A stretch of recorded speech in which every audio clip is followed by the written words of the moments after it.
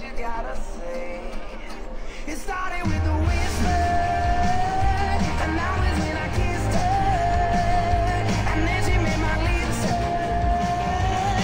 I could hear the chit-chat, take me to your love shack. Mama's always got a back track when everybody talks back.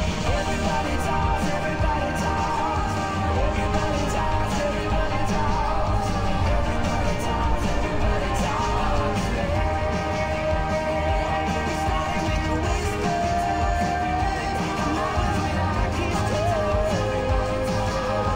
Everybody talks, everybody talks back. Ooh.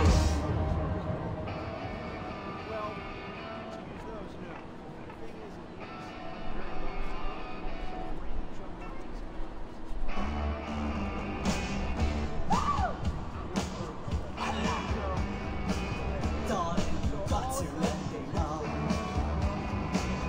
Should I stay or should I go? If you say that you are mine, I'll be here till the end of time. So you got to let me know. Should I stay or should I go?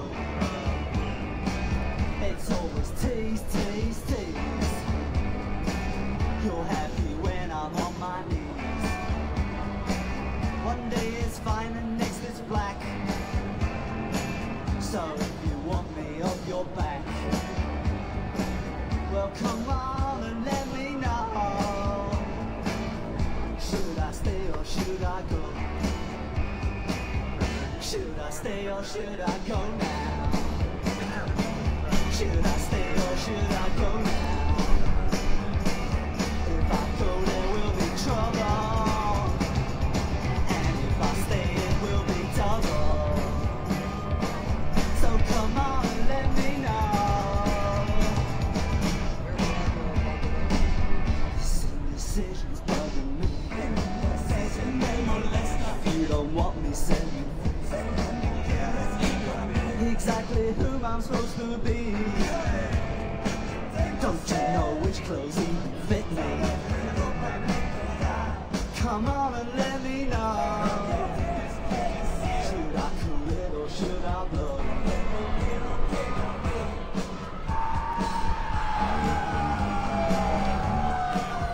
Split.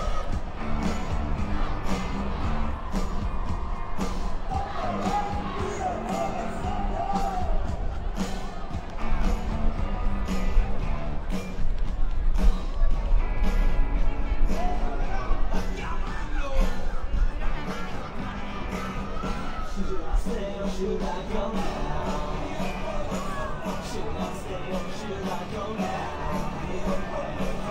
If I go there will be trouble, and if I stay it will be double. So you gotta let me know. Should I quit or should I go? Should I stay or should I go now? If I go there will be trouble, and if I stay it will be double.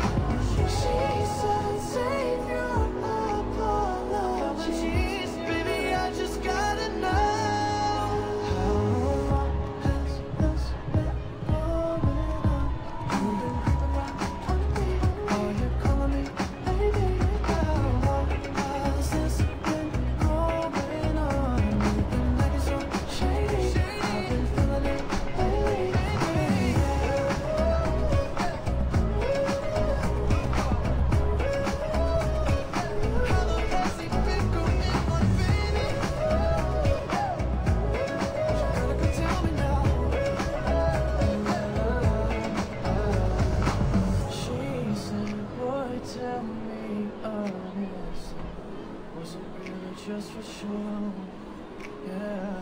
She said, save your apology. Baby, I just gotta know, how long has this been going on?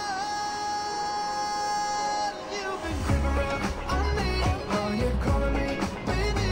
How long has this been going on? You've been acting so shady, I've been feeling it lately, baby.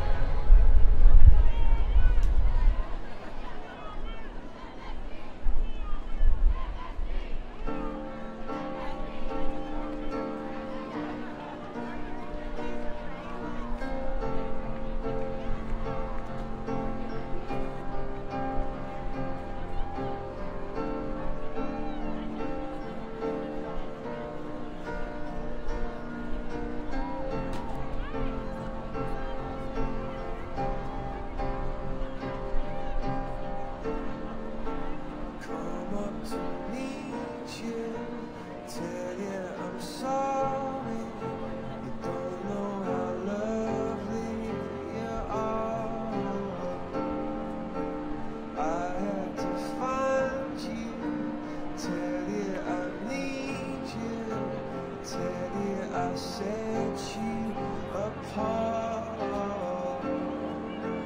Tell me your secrets and ask me your questions. Oh, let's go back to the start. Running in circles, calling tales, heads on the sides apart. Nobody said it was easy. It's such a shame for us to part. Nobody said it was easy. No one ever said it would be this hard. Oh, take me back to the start.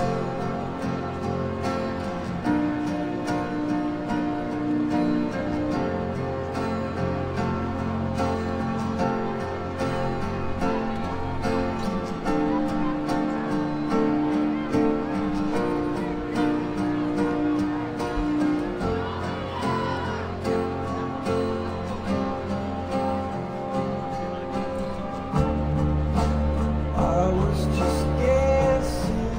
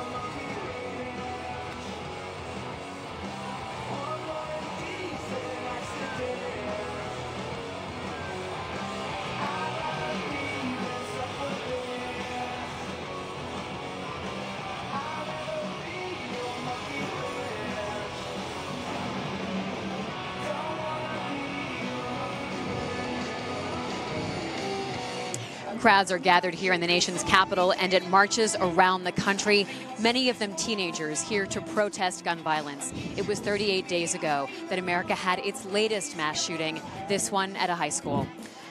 That shooting on February 14th at Marjorie Stoneman Douglas High School left 17 people dead, another 17 injured, and impacted the lives of countless others, many of whom have gathered here today at this massive rally aimed at preventing future tragedies. I'm Hannah Jewell. And I'm Libby Casey. You're watching a special presentation from the Washington Post at the March for Our Lives. Hundreds of thousands of people are expected here today on Pennsylvania Avenue. That's the stretch of real estate that goes from the U.S. Capitol building, where legislation happens and sometimes doesn't happen, Hannah, all the way to the White House. And even though President Trump is not in town today, the students who have set up this rally hope that their voices will be heard by the White House and beyond. We're going to hear from some of those students. We'll hear from activists. We'll hear from entertainers and even celebrities. The program is set to begin behind us at about noon on this stage you can see right there, with performances from Lin-Manuel Miranda and Ben Platt, Common, Miley Cyrus, Andrew Day, Ariana Grande, Jennifer Hudson, Demi Lovato, Vic Mensa, among others. And right in front of the stage, you might be able to see it behind our shoulders. There's an area where Parkland students have gathered, and they're survivors of this shooting here today, also relatives of people who were killed. So we have parents here, we expect to have siblings here, and the Parkland students have tried to extend this and have a big tent philosophy here. They have survivors of shootings at places like Columbine, which happened nearly 20 years ago, Hannah, and they've also tried to include other groups like Dream Defenders, which is a racial justice group that started after Trayvon Martin was shot. Also an anti-violence group in Chicago called Peace Warriors. They've tried to include those groups as well.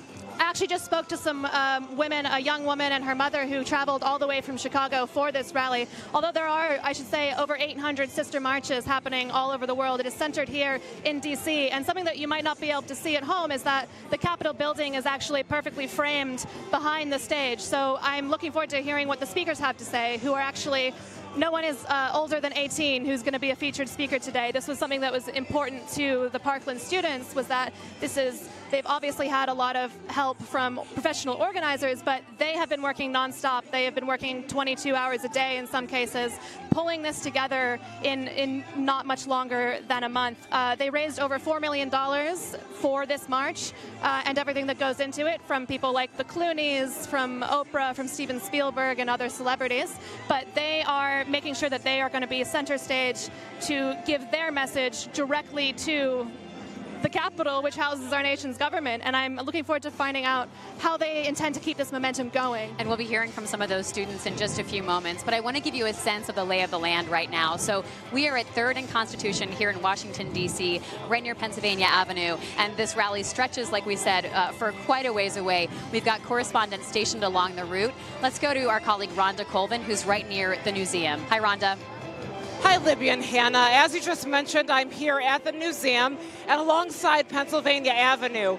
We've been here for about the last 2 hours or so, and since this morning, people have been trickling in, and now things are at a complete standstill. It's a huge crowd down this main street in D.C., and we've seen a lot of people with signs and in groups asking for Congress to do something about gun violence. And it's really interesting to see that it's pretty cross-generational. We know that the Parkland students organized this march and this movement. However, the crowd here ranges from, really young children to grandparents. I just saw a sign that said grandparents against guns. So this is an issue that is impacting people of different generations, and it's a great crowd out today. We also have a guest with us today. She is a survivor. She shares the unique perspective of those Parkland students. Sally Garrigan, nearly 20 years ago, was a survivor from the Columbine shooting that most of America remembers as one of the worst school mass shootings. Sally, tell me why you're here today and why this is important for you. Here because students in Parkland have a voice that we never had 20 years ago. So I'm honestly just here to support them. And now you're a parent, and this issue kind of hits home. It hits home because you experienced this yourself, but now that you have kids, this is something that you're worried about. Absolutely. It's life becomes a little bit more precious once you have a child. And I fear for her to go to school because at the time when I was at school, we didn't know this could even exist. It was an anomaly. Now it just seems like the culture is gun violence culture, so it's time for a change. A lot of people have talked about how the Parkland students are very eloquent. They mobilize very quickly. It's only been a couple months, actually, and now we're seeing a crowd like this. Are you surprised at all? Do you feel like this is the moment when change will happen? Absolutely. The voices that they have and what they're saying, like you said, is so eloquent and motivational that they are not backing down, and I admire them. You're also a part of, is it Moms Demand Action in Virginia? You're now a Virginia resident. What is your group doing to try to keep this in the forefront? So what's great is they are so good at giving us pointers on what we need to look at, going up to federal level, to enhancing background checks, to then looking into the age minimum and raising it to 21, and then also looking to prohibit assault weapons and high-capacity magazines.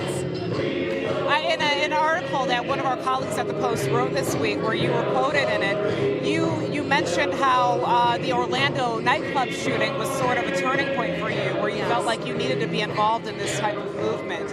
And then when you saw the images coming from Parkland the day of their shooting, it reminded you of your experience. Tell me a little bit about how this moment has spurred you to be an activist. So I do feel awful because after Columbine, I didn't want it to define me.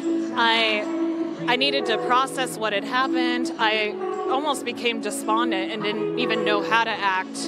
Then the Pulse shooting occurred, and it just touched me, and I'm like, why am I just sitting around? I need to do something. So I started to attend meetings, and then I didn't really use my voice until now Parkland, because it was so eerily familiar, and it just looked like history repeating itself after 20 years. Sally, thank you so much for giving us your perspective of why you're here today. And I'm going to go ahead and send things back to my colleagues, Hannah and Libby, back at the main stage. Thanks so much, Rhonda. So I am here with Mayan Mizrahi, who is actually one of the Parkland students who's traveled from Marjorie Stoneman Douglas High School to be here today. So Mayan, tell us, why is it important for you to be here today? It is important for me to be here today because I am with my fellow classmates here to fight for the lives of the 17 innocent lives that we've lost. And we want to make sure that every single child in America feels safe when they walk in through the doors of their own school. What do you hope that today will achieve? I hope that after today, politicians see that we will no longer accept political inaction, and we want everyone to know that today is not the end of our movement. Rather, it is the beginning of a long and continuous journey that will hopefully save the lives not only students but also citizens for generations to come. So why was it important for you to have today be really led by students? We're going to hear from your classmates. Why is this a student-led day? I think that it is important that this is student-led because it is our own personal stories that have reached into the hearts of Americans. And it is our classmates, our teachers, our coaches, our friends that we lost, and we want to make sure that something is done. We have grown up our whole lives learning that if you want to get something done, you have to go out and do something about it. And by this being student-led, we will make sure that something is done about it. I think that our dedication and drive is very unique, and it has allowed us to reach so far and so fast, as evident in our social media activism, which has allowed us to get so much support. As like you can see here today, there's thousands of individuals from all across the country, and the support is so overwhelming, but it's what's keeping us strong. So you said your classmates just flew in this morning, many of you, and others came on a bus earlier from Florida. And so how many students are here today from Parkland, do you estimate? I'm not really sure, but I think maybe about at least a couple hundred, maybe even 1,000. What is the mood like down there in this area that is reserved for Parkland friends and family and other survivors? It's very supportive. There's also students from Chicago there as well. And I think that because we're standing here united, it makes a statement. It shows that we're not going to be broken, and we're going to stand stronger than ever before. So where do you go from here? From here, I think that, well, I'm going to go back home, but I think that after today, we're going to see change, and I think that we're going to start being kinder to one another. I think change starts from us first, and from there it can spread. Well, thank you so much. We appreciate you talking to us so much, and to all of you and your classmates for coming in what must be a very difficult time, because it was not that long ago that you guys did go through this experience. So thank you so much for coming. Thank you. And we hope you enjoy the concerts also from Ariana Grande and others. So thank you so much for talking to us. I'm going to check in now with Jordan Fraser, our colleague who is down in Freedom Plaza. Yeah, hey Hannah, I am about 10 blocks to the west of where you are, a little bit further down Pennsylvania Avenue, closer to the White House. Now, as you guys mentioned, President Trump is not here at the White House today. He and the First Family are spending the weekend down at their Mar-a-Lago resort down in Florida. But there are still plenty of political undertones to today's event. You know, we were here yesterday kind of watching the final preps take place for this rally, and as we did, President Trump, we actually got to see him leave on Marine One, and shortly after he did that, he was tweeting about the need to ban bump stocks, which of course is that device that makes guns more semi-automatic that we first learned about after that tragic Las Vegas shooting. And as we're here and people are streaming in to kind of fill in the crowd, it's almost reached us here. It's almost 10 blocks long at this point. We've seen a lot of anti-NRA signs, a lot of people urging their members of Congress not to take funds from the NRA any longer. We've seen people here from the League of Women Voters registering people to vote. So the political message here is very strong. I spoke to a former school administrator from Florida who is here, and he says he plans to urge his representatives to look at campaign finance reform to take away the influence from groups like the NRA. So we'll be keeping an eye on all of that up here, a little closer to the White House, but for now we'll send it back closer to the stage and you and Libby.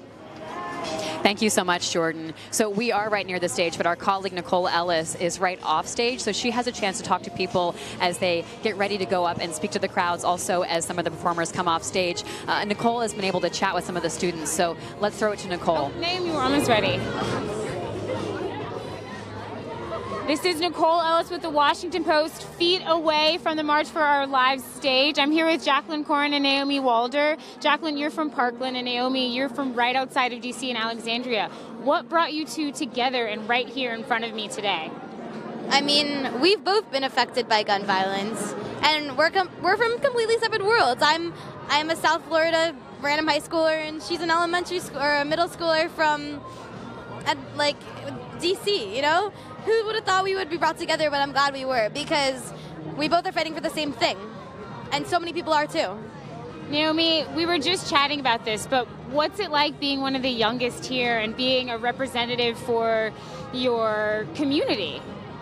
Being a representative for my community feels it's like a big weight on your shoulders. It's a pressure that you have to explain that we can do this. And that's the same thing with being the youngest here. It's proof that I know what I'm talking about and that I wouldn't be here if I didn't. Jacqueline, I was just asking you about what it's like being here, and you told me that it's not about you, it's not about how you're feeling or doing, it's about the march and about everything it represents. And that's something that's, you know, so mature in an out-of-body perspective. And I'm curious about how this and everything going on today has changed your perspective about, you know, what it means to be a student or a kid in a world where you have a say. You know, before February 14th, I was just a normal high school girl in my own little Parkland bubble. That's what I like to call it. I wasn't as aware of what was going on around me in the political world as I should have been, and I regret that. But I'm here to tell people that they need to involve politics in their everyday life, because until it hits them, like it hit me, like a slap in the face, you need to do it before that happens. Is there anything about the march or about your experience so far that hasn't been discussed that you feel like you want to talk about or share? I just want people to understand that this came out of a living room floor with a bunch of hormonal teenagers. That's what this is. And it's crazy to see that this happened just 6 weeks ago, and now the world is watching us. It's such a commonsensical issue, too, and there's so much support for it. So I cannot fathom why these politicians are being so stingy. Well, actually, I can. They're greedy for money. And we're here to show them that they're being selfish, and you're going to be voted out. Naomi, what have you learned about yourself and about your role so far in this experience? I've learned that I can push myself a lot harder than I like to admit sometimes. I remember one time before I went to a town hall, I was really tired, and I just no, you're going. And if this, I believe that I never knew that I could stand up so tall and be so encouraging of myself for something I believe in. Thank you both so much for chatting with me. Nicole with the Washington Post, back to you. Thank you so much, Nicole. We were hearing just there from some of the lead organizers from among the Parkland students, and it's really incredible to hear about them. They've been working so nonstop.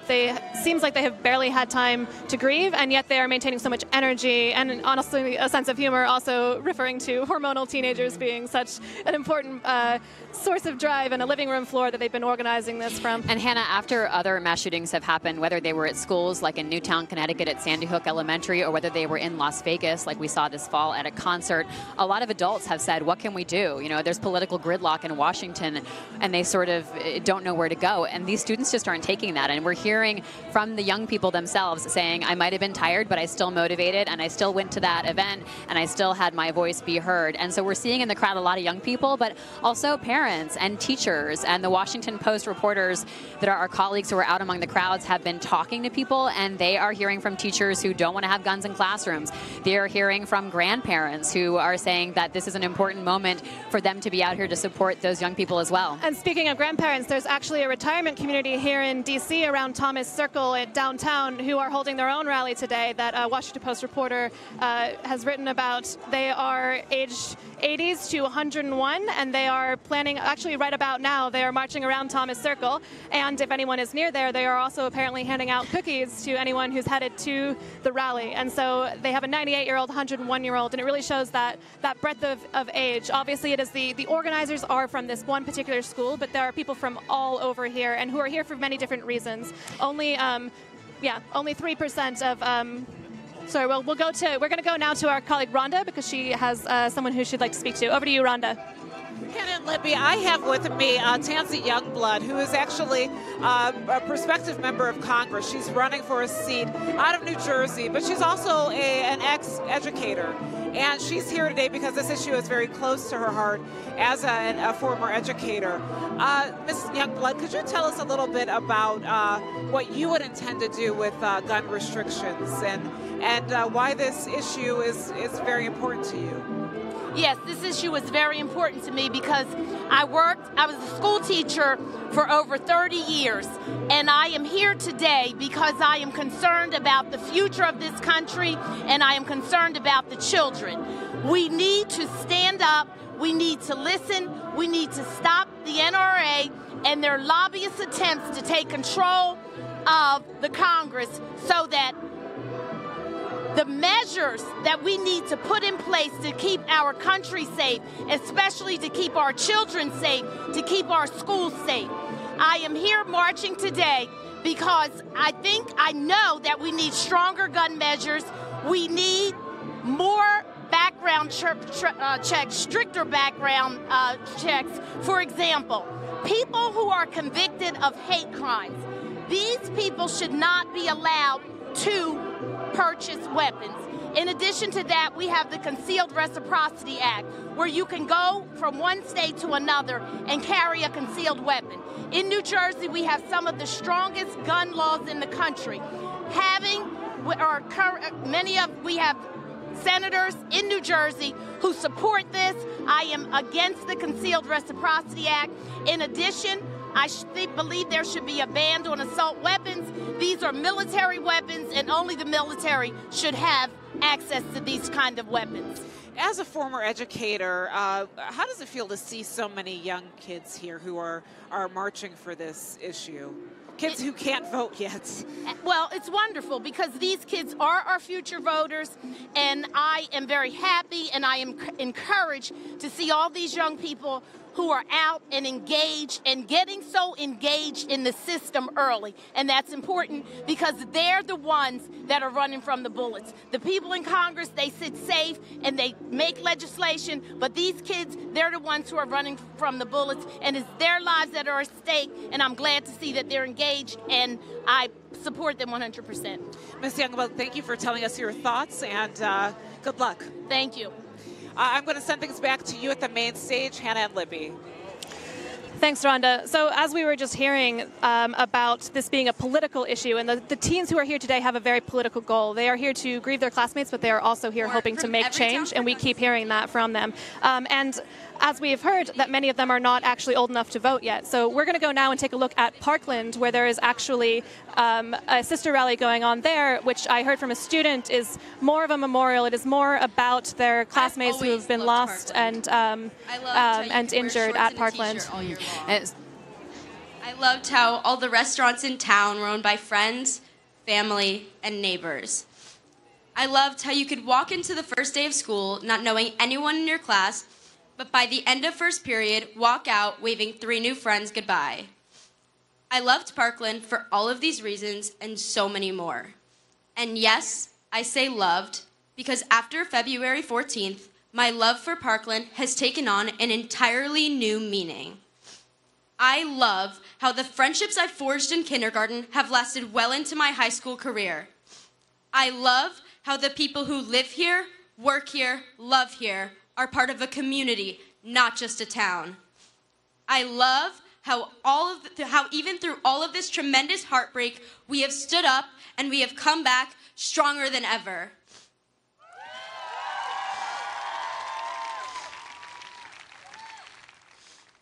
I strongly believe in the mantra that everything happens for a reason. In fact, I live my life by it. But with this, I've been struggling to find a reason why. My friends and I, we've never been afraid to voice our opinions or openly debate a concept with another with whom we disagree. We've never hesitated to advocate for issues that we feel are socially, politically, morally unjust. These ideas that we preach, they're nothing new. It breaks my heart to think that it took something like this for us to spread our thoughts and our passion. But that is the reality in which we live. I think about the current state of gun safety laws in this country, and I am saddened by the long road to reform that lays ahead. But then, I see all that we have already accomplished. I see companies cutting ties with the NRA. I see the state of Florida taking much-needed steps towards gun safety. Scenes from Parkland, of course, the community that's had to deal with the incredible grief and loss after last month's school shooting. But Hannah, we have to put out that just this past week, there was a school shooting in Maryland, and a girl lost her life. I mean, we saw images of her family addressing the media after they had to take her off life support because she was a victim of a school shooting. And the Parkland students are mourning that they're also trying to make a political message, like you said, and it really runs the gamut. They're calling for a variety of actions to take place here in Washington as well as in Florida. They've had some success in Florida, but even the students will say it's just gone only so far. We do see some politicians here. I've seen some Democrats wandering around, but we see a lot of signs that the crowds are carrying that are very anti-NRA, blaming the NRA for a lot of the gridlock that's happened in Washington. Also, a lot of signs angry against Republicans. Yeah, I spoke to a few people just now at the front of the crowd, and I asked why they were here, and all of them mentioned the NRA immediately. And although some of them are too young to vote who are here today, that doesn't mean they're too young to organize, to knock on doors, and to register on their 18th birthday. And we've seen a lot of that on social media. Obviously, these teenagers are teenagers, and they're better at social media than anyone else, and that has been the force of their organizing. And given that they are mostly born after, or they are all born after the year 2000, that means they're actually not millennials. So we are looking at a new generation, Gen Z it can be called, who are really coming into the fore and making their voices heard about mass shootings, but also about all kinds of shootings. Because as I was saying before, gun violence, gun deaths are... 2/3 of gun deaths are actually suicides, 1/3 that are homicides. Of that, 3% are mass shootings, and the rest are day-to-day. 96 Americans die a day from gun violence. Let's go to our colleague Jordan Fraser, who's been following what's happening along the political angle of this, but he's also been in the crowds checking out what people have to say. Jordan. Absolutely. Hey, Libby. One of the things that has been most impressive about this crowd and the people I've been talking to is kind of the organization around all of it, right? We've seen so many different groups. Not only are more traditional organizations like the Democratic National Committee here with large groups of people who are taking part in the march, there's also groups of LGBT community members here also marching. And even I was surprised there's an art group here that encouraged students to make posters to sponsor this rally. And they even got the man behind the famous Obama Hope poster from 2008 to help and organize them in a different way around art that isn't so much politics. So just the organizing principles that are represented here is so impressive. And people here are really optimistic when I talk to them in the crowd that they'll be able to sustain that momentum as we go into the 2018 midterms and even the 2020 presidential election, which will be a fascinating angle to this story for us all to keep track of. Jordan, thanks so much. So we are seeing the Parkland students advocate for some gun control measures. We're also, though, seeing some families of Parkland victims talk about school safety. So not everyone is on board with looking at guns exclusively or as a top priority. One family who lost their daughter in the shooting is saying that schools have to be safe places where kids don't have to worry about learning in the threat of danger. So we may hear some different messages on stage, but today is really about what the kids want to direct the conversation to, and a lot of that, frankly, is gun control, Hannah. Let's go to our colleague, Nicole Ellis, who is just off stage where the rally's about to begin. There we go. Okay. And you angle a little bit this way? Okay. So tell me a little bit, in the meantime, while we wait for our feed to go live. Oh. Hi, this is Nicole Ellis with the Washington Post. I'm here with D'Angelo McDade. D'Angelo, tell me a little bit about what brought you here today. So I'm D'Angelo McDade. I'm from North London College Prep, where we utilize the Kenyan nonviolence philosophy in our school.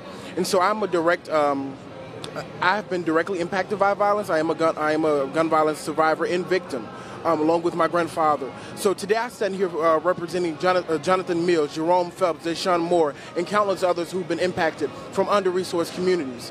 This today is a platform that we may have not had if it were not for the students in Parkland. It had to take a tragic incident to get us here, but we're here today.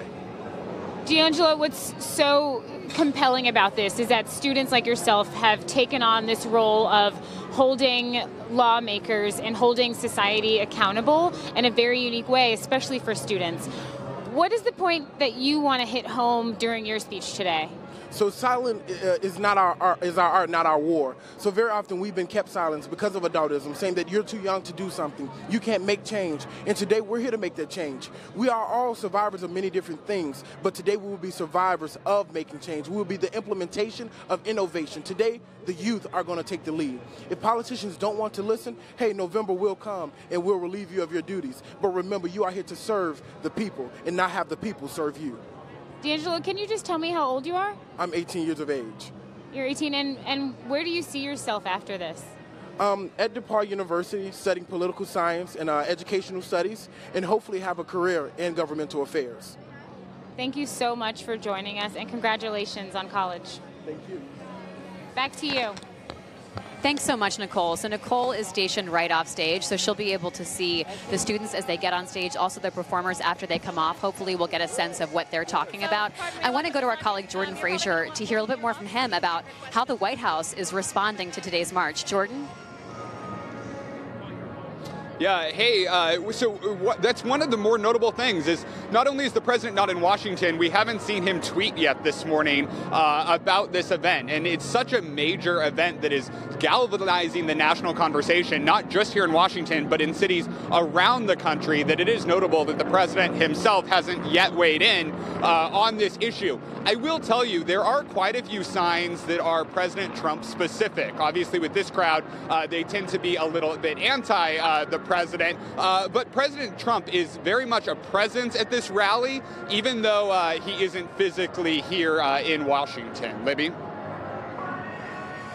Thanks so much, Jordan. I'm here with Senator Bill Nelson of Florida. Senator, why are you here today?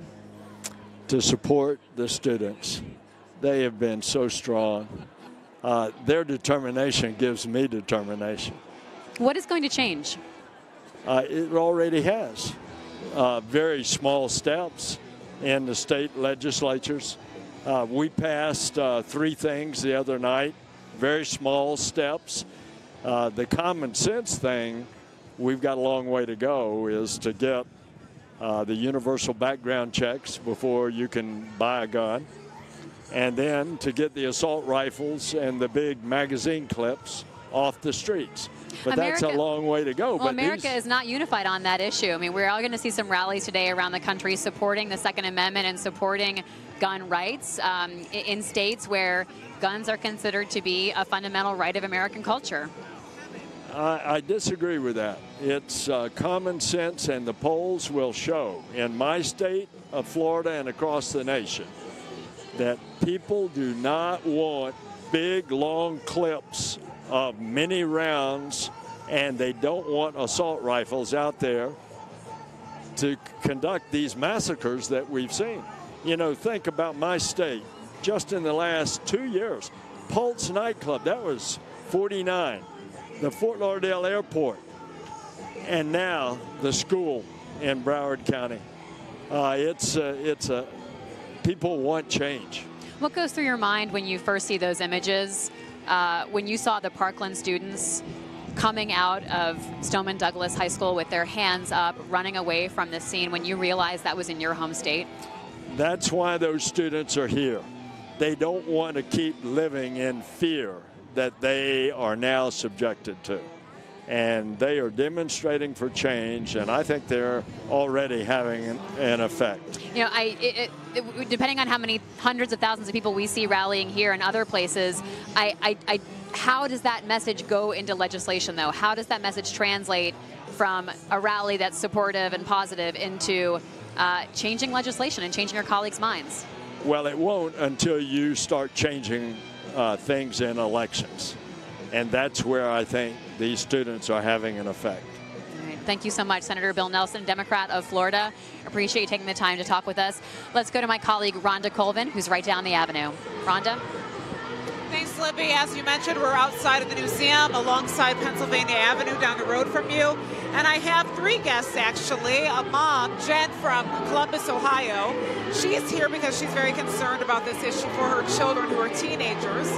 Jen, tell me a little bit of what brought you here today, all the way from Columbus, Ohio. Right. Well, as a registered nurse, I feel like the lack of common sense gun laws in this country is our #1 public health crisis. I feel like people are dying because we can't have common sense gun laws that other countries of our, size and economic have. And and as a mother of 4 teenagers, I feel like, I have to live in this terror every day when they go off to school. And when they graduate, it doesn't end, because then they go to college and then they have families, and then I relive this all over again as a grandmother. So we're here today to say no more. We're here to say this has to stop, and we're doing this as a collective effort in order to change the narrative in this country around gun laws. And you mentioned you brought your 2 children. You have 3 triplets. Right. One is at home. Right. But what do you talk to them about at home when you see gun violence at school, and it's terrifying for adults, let alone children? I remember being mortified one day when I learned that these guys had learned an active shooter drill at school. That's something that I never had when I was going to school. And as they were describing it to me, I mean, I can only imagine the terror that they would go through if they had to actually go through the steps of an active shooter drill when it wasn't a drill, and how inadequate it seems to throw books at someone who has a gun. And our solutions are reactive when they need to be proactive. And the conversations that I have with these guys about what's going on at school, and the things that they're hearing, and I think a lot of it, we live in a very red district, and I think a lot of it tends to be, well, it didn't happen here, so why do we need to care? But I don't know how you... Jen, Noah, Olivia, thank you so much for speaking with us, and good luck. I'm going to send things back to you guys at the main stage.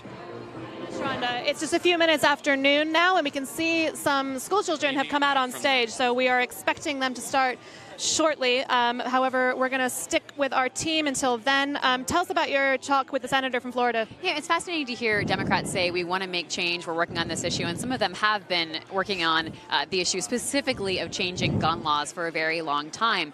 But gridlock on Capitol Hill is so prevalent, especially when it comes to this issue.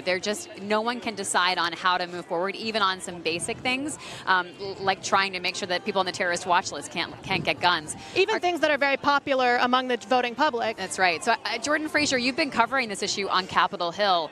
Can you give us some more insight into the legislative situation? Absolutely, Libby, and I think you're right that it's hard to get anything done on this issue, but what I can tell you is two things. One is there is frustration by both Republicans and Democrats on Capitol Hill that every time we have one of these incidents, we as reporters say to them, you know, what's going to happen? What's your response to another shooting, another mass tragedy? And there's frustration, I think, that they can't get something done. The other thing I know for sure is that this time does feel a little bit different. This time the conversation has lasted weeks. It has lasted nearly a month at this point. And so that's different.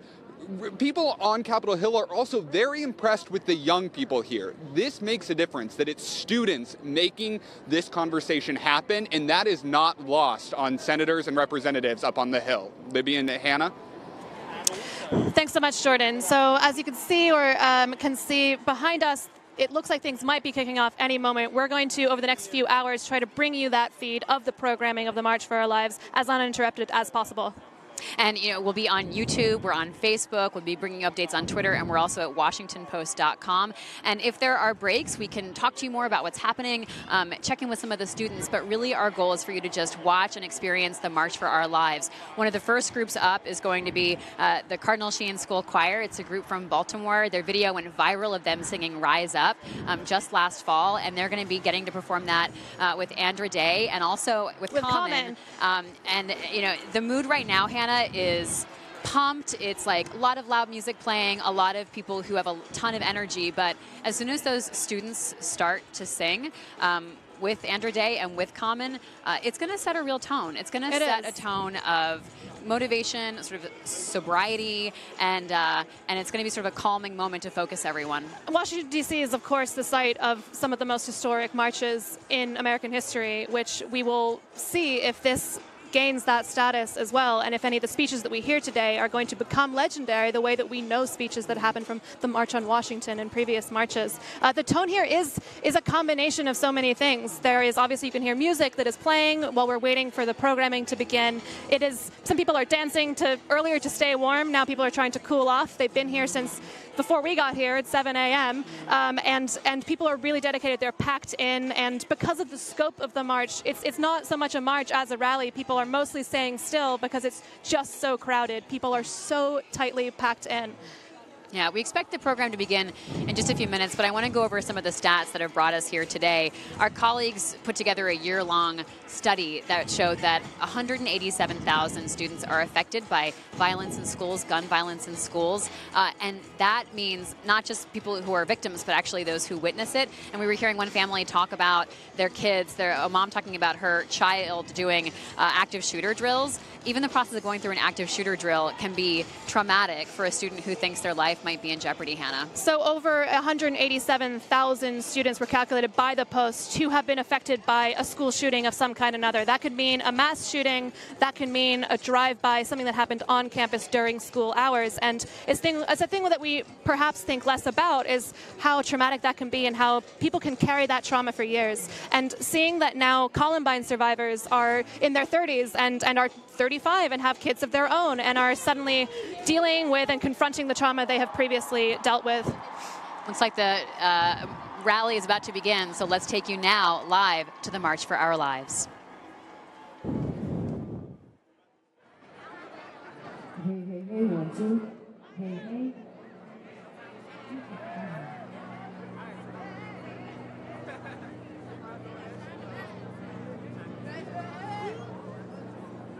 One minute and 20 seconds.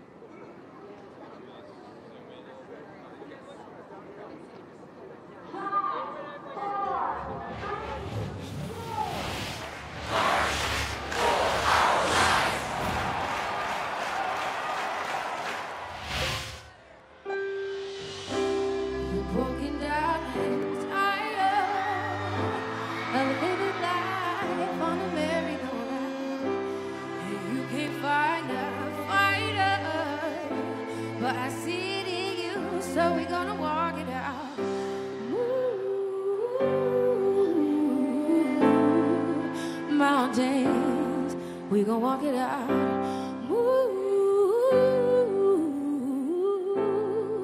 Mountains, and our eyes like the day. Our eyes aren't afraid. Our eyes are, and I do it 1,000 times again.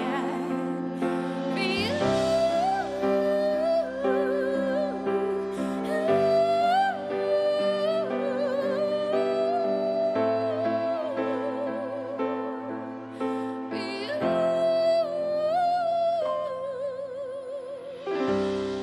Silence isn't quiet, and it feels like it's getting hard to breathe. And I know you feel like dying, but I promise we'll take the world to its feet.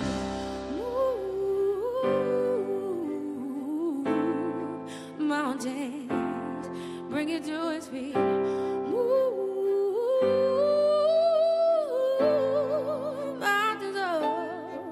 And our eyes like the day. Our eyes aren't afraid. Our eyes up, and I do it 1,000 times again.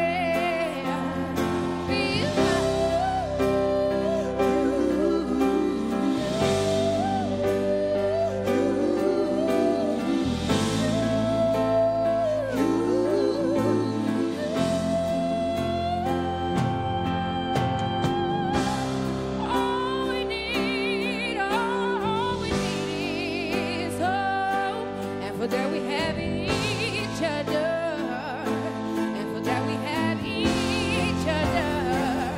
Yeah, we'll rise, we'll rise, we'll rise.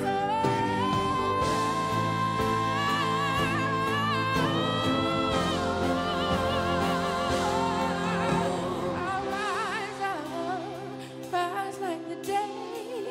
I will rise 1,000 times again. Listen. And we'll rise up. I like the waves. We'll rise up. Spot of the ache. We'll rise up. And we'll do it 1,000 times again.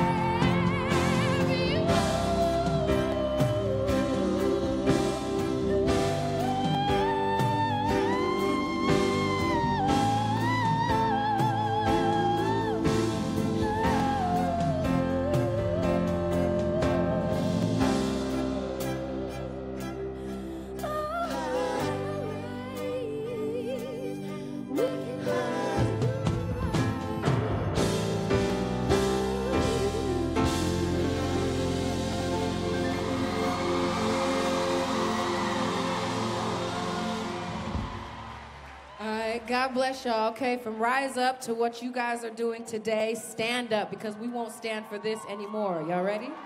Y'all ready? Please give it up for the Baltimore Choir.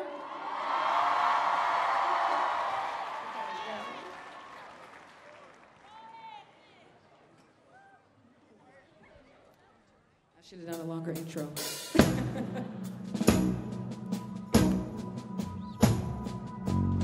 You can have all the money in your hands, all the possessions anyone can ever have, but it's all worth its treasure.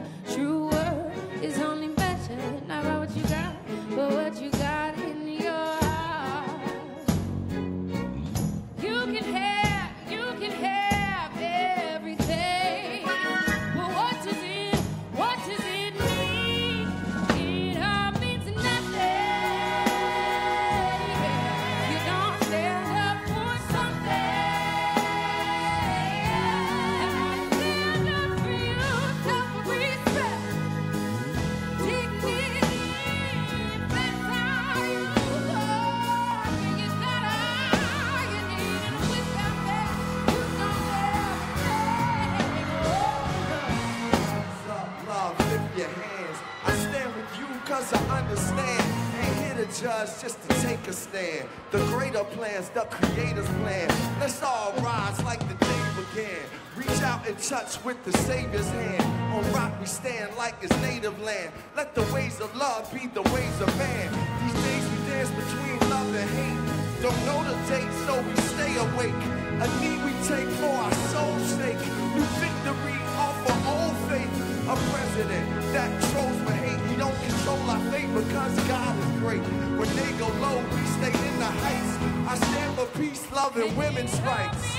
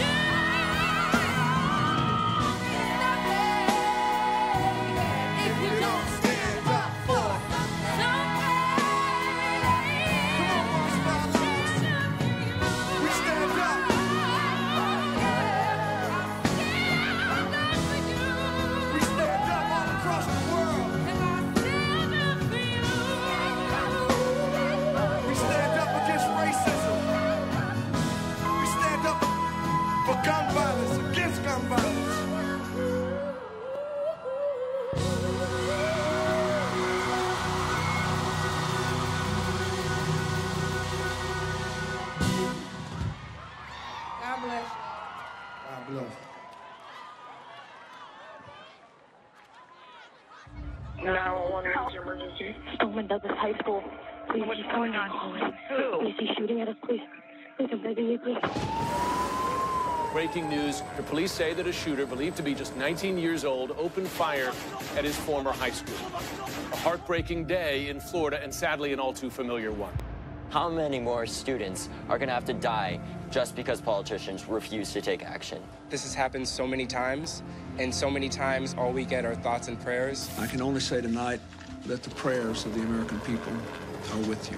Hearts go out and our prayers go out. I come to offer the love and prayers of a nation. Here at the White House, the victims and families have constantly been in our thoughts and prayers. The adults let us down. At this point, they're going to be gone by midterm election because you are either with us or against us at this point. High school students are refusing to let thoughts and prayers be the end of the story. Students are expected to walk out of their schools. There are hundreds of students coming outside here. Point out that these are student-organized events, really powered by social media. Starting to realize, wait, why is no one in Washington doing anything? We're children. You guys are the adults. You need to take some action. I don't want to do this gun control discussion right now. This is not the time to have the discussion. This is not the time for this. It's not the time. The shooter at our school obtained weapons that he used on us legally. I do not think that he should have gotten his hands on any kind of weapon. If you think it's too easy to get a gun, do something about it. Make it not easier to get a gun. We know that this type of weapon has been used in other shootings. We want privatized selling to be completely reformed, so you can't just walk into a building with $130 and walk out with an AR-15. We're tired of being killed! How is it that easy to buy this type of weapon? It's not the weapon. It's the evil from within. Thoughts and prayers are really the only thing that's going to stop the evil from within the individual. Today, the students of Stoneman Douglas stormed the Florida State Capitol for the second day in a row. They can walk around any question they want, but the more they don't act, the more they don't deserve to be in office. These kids who are fighting their hearts out, who are showing us what makes America great, they will take care of it if no one else does. Senator Rubio, can you tell me right now that you will not accept a single donation from the NRA? Do we allow the children to tell us that we should pass a law that says no homework? No. The adults make the laws because we have the wisdom and we have the experience. Politicians, we call BS. We will accept nothing less than comprehensive gun control. We can't say thoughts and prayers for 2 weeks and then have it go away until the next school shooting comes up, because this is real. Before beginning today, I'd like to take a moment to again send our thoughts and prayers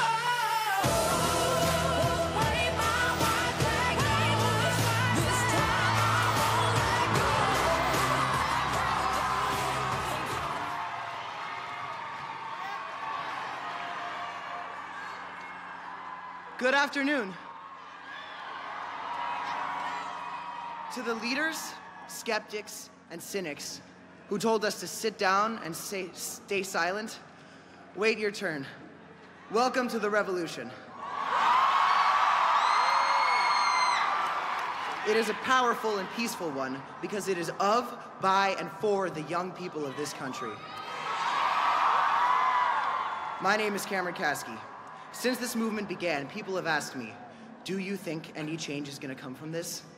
Look around. We are the change.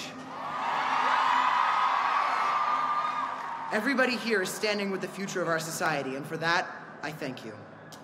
My generation, having spent our entire lives seeing mass shooting after mass shooting, has learned that our voices are powerful and our votes matter. We must educate ourselves and start conversations that keep our country moving forward, and we will. We hereby promise to fix the broken system we've been forced into and create a better world for the generations to come. Don't worry, we've got this. The people of this country now see past the lies. We've seen this narrative before. For the first time, the corrupt aren't controlling our story. We are. The corrupt aren't manipulating the facts. We know the truth. Shooting after shooting, the American people now see one thing they all have in common: the weapons. Politicians, either represent the people or get out. The people demand a law banning the sale of assault weapons. The people demand we prohibit the sale of high-capacity magazines. The people demand universal background checks. Stand for us or beware, the voters are coming.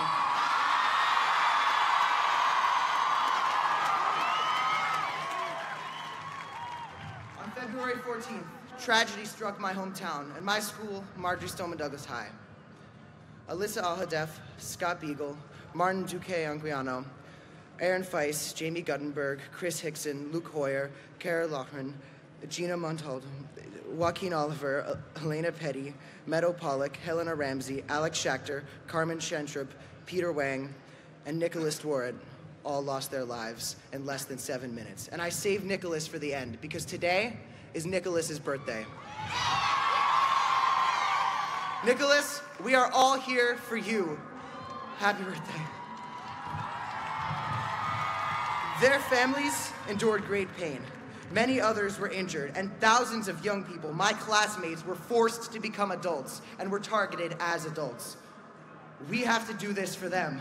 We must stand beside those we've lost and fix the world that betrayed them. This doesn't just happen in schools. Americans are being attacked in churches, nightclubs, movie theaters, and on the streets. But we, the people, can fix this. For the first time in a long while, I look forward 10 years and I feel hope. I see light. I see a system I'll be proud of, but it all starts with you. The march is not the climax of this movement, it is the beginning. It is the springboard off of which my generation and all who stand with us will jump into a safer future. Today is a bad day for tyranny and corruption. Today, we take to the streets in over 800 marches around the globe and demand common sense gun laws. Today is the beginning of a bright new future for this country. And if you think today is good, just wait for tomorrow. We must protect, educate, and inspire the future. And everybody here is proof that we will do that, and the future is looking very bright for this country. Thank you.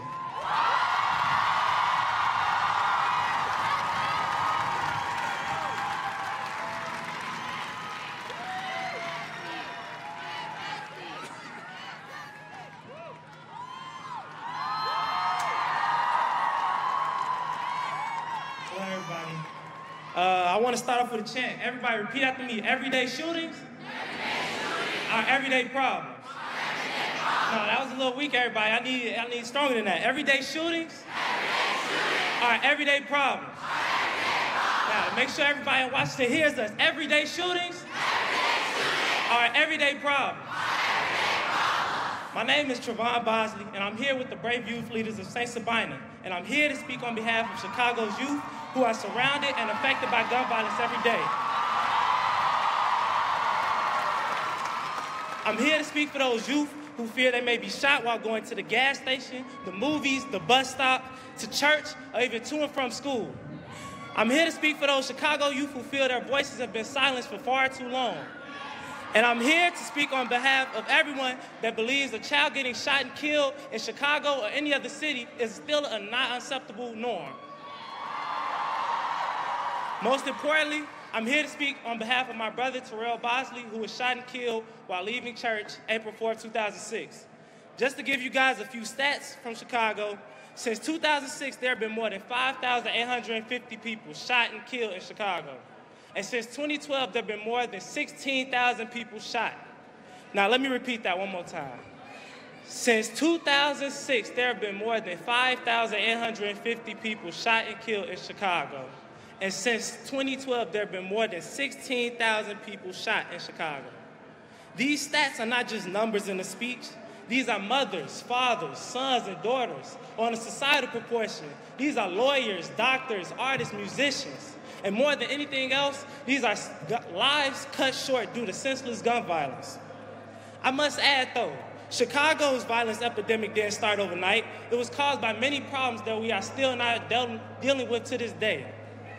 When you have a city that feels it's more important to help pay for a college and sports complex rather than fund schools and impoverished communities, you have gun violence.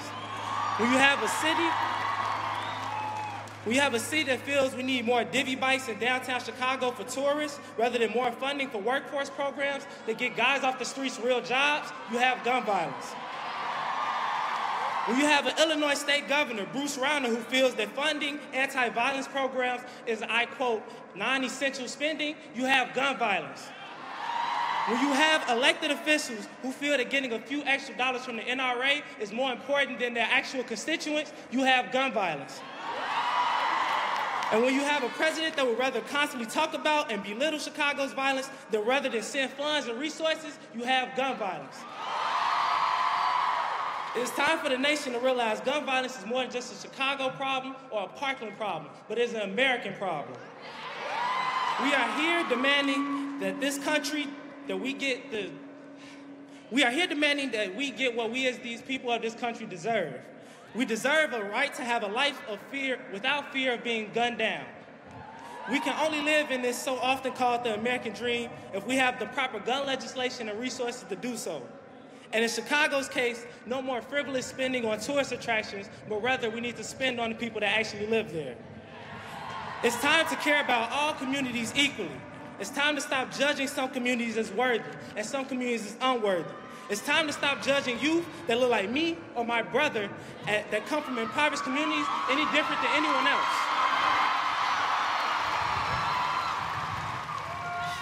It's time for America to notice that everyday shootings are everyday problems. I'll close with this quote by Martin Luther King Jr., which said, "We must accept finite disappointment, but never lose infinite hope." I said this to say, no matter the hurdles we may face along this journey, we must remain hopeful and we must continue to stand together and fight for the lives that we deserve. Thank you.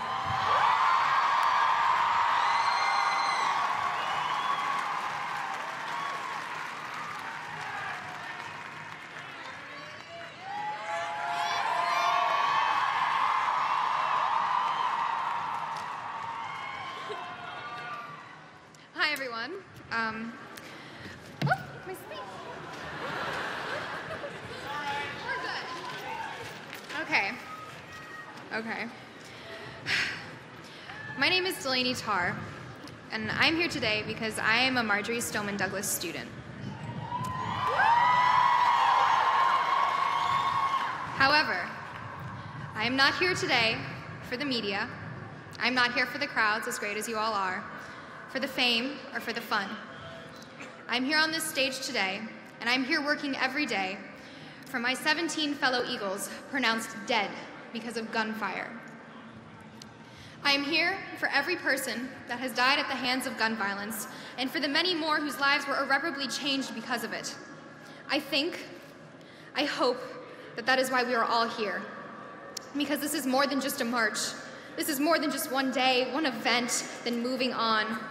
This is not a mere publicity stunt, a single day in the span of history. This is a movement. This is a movement relying on the persistence and the passion of its people.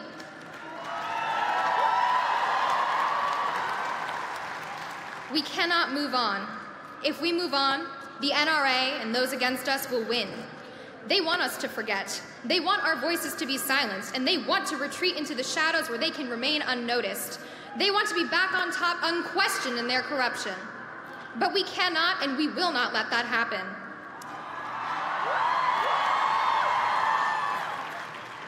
Today and every day, we will continue to fight for those things that are right. We will continue to fight for common sense. We will continue to fight for our lives. We will continue to fight for our dead friends. There will be no faltering, no pauses in our cause. Every moment will be dedicated to those pieces of legislation. Every march, every meeting, every moment. All for that assault weapons ban, to keep these weapons of war out of the hands of civilians who do not need them. All for the prohibition of high-capacity magazines, because no hunter will ever need access to a magazine that can kill 17 in mere minutes.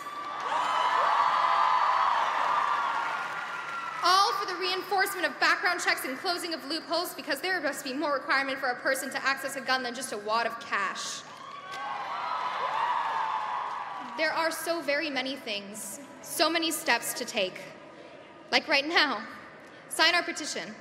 It takes 2 seconds, and it matters. We will take the big, and we will take the small, but we will keep fighting. When they give us that inch, that bump stock ban, we will take a mile. We are not here for breadcrumbs, we are here for real change. We are here to lead. We are here to call out every single politician, to force them into enacting this legislation, to addressing this legislation, to doing more than a simple Band-Aid on a broken bone. The pressure is on for every person in power, and it will stay that way. Because they know what is coming. They know that if there is no assault weapons ban passed, then we will vote them out. They know that if there is no tightening of the background checks, we will vote them out. They know that if there is no shrinking of magazine capacity, then we will vote them out. If they continue to ignore us, to only pretend to listen, then we will take action where it counts. We will take action every day in every way until they simply cannot ignore us anymore. Today, we march, we fight, we roar. We prepare our signs, we raise them high. We know what we want, we know how to get it, and we are not waiting any longer. Thank you.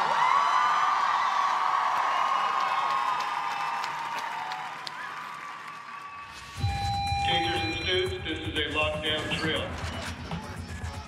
Even if it's a drill, when it's brought to your home, it makes it more real. We heard gunshots, so we started thinking it was real. We would try to run away from the attacker or anything outside of the campus. I start to think, what if this would happen? It really brought the reality of the situation to us, I think. This is my 10th one.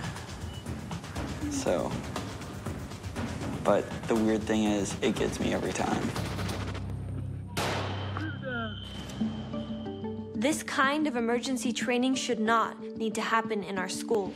Since the massacre at Columbine High School, more than 150,000 students in at least 170 elementary, middle, and high schools have experienced a shooting. Too many have died, been injured, and 40% develop post-traumatic stress disorder. This senseless gun violence rains terror in our schools, on our streets, and in our homes. Every day on average, 96 Americans die, and 7 of those lives are children and teens. At least 40% of young people in cities say that they have witnessed a shooting. The presence of a gun in a domestic violence situation makes it 5 times more likely that the woman will be killed. This is an epidemic, and this is why we march. Enough is enough. It's time for a change. Never again.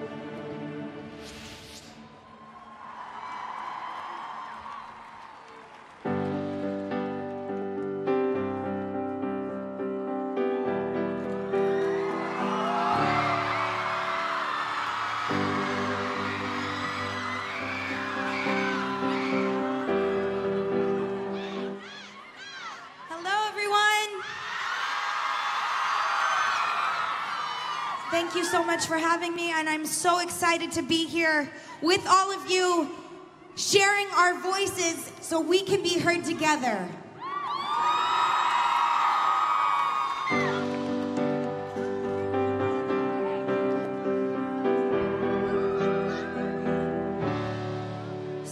are crying, I am watching, catching teardrops in my hands.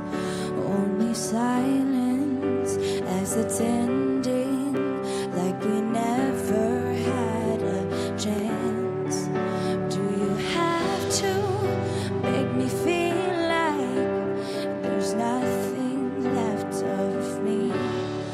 You can take everything I have. You can break everything I am. Like I'm made of glass. Like I'm made of paper. And go on and try to tear me down. I will be rising from the ground like a skyscraper. Like a skyscraper. As the smoke I awaken and untangle you from me. Would it make you feel better to watch me while I bleed? All my windows still are broken, but I'm standing on my feet. You can take everything I have. You can break everything I am. Like I'm made of glass. Like I'm made of paper. And go on and try to tear me down. I will be rising from the ground like a skyscraper.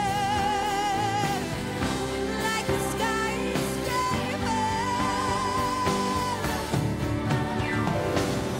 Oh, run, run, run. I'm gonna stay right here. Watch it disappear. Yeah. Oh, go, run, run, run. It's a long way down. So till the clouds appear.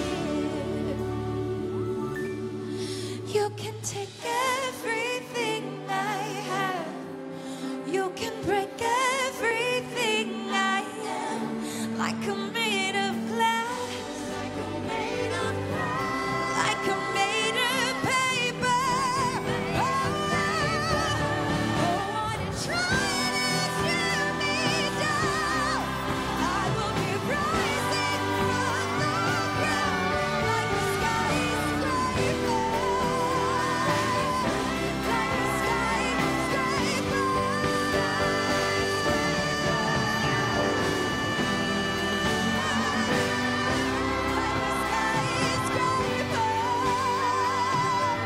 Like a skyscraper.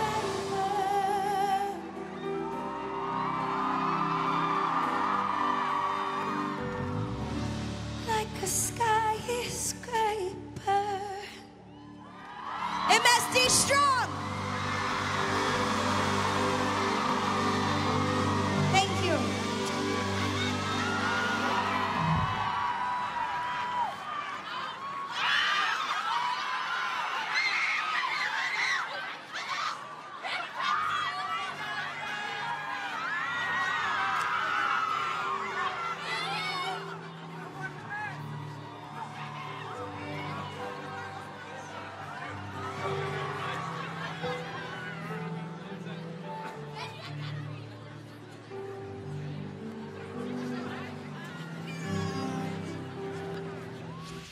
We've had enough of the lies, the sanctimony, the hatred, the pettiness, the arrogance, the ignorance, the fake news, the NRA.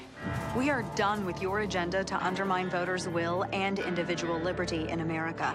We are done with your agenda to undermine the safety of our nation's youth and the individual voices of the American people. So to every line member of the media, To everyone with an A+ rating from the National Rifle Association, to the role model athletes who use their free speech to alter and undermine what our flag represents, to every spokeswoman with an hourglass who uses their free speech to alter and undermine what our flag represents, to the politicians who would rather watch America burn than lose 1 ounce of their own personal power, to the politicians who would rather watch America's youth die than get assault rifles off the shelves, to those who stain honest reporting with partisanship, to those who call high school students paid crisis actors and refuse to listen.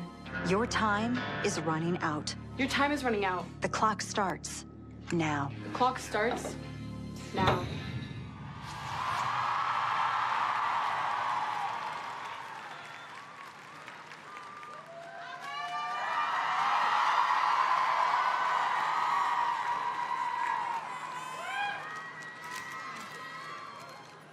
Hello, everyone.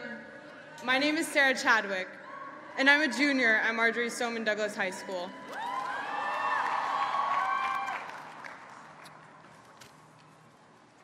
This here, $1.05. When you take 3,140,167, the number of students enrolled in Florida schools, and divide it by 3,303,355, the amount of money Marco Rubio has received from the National Rifle Association.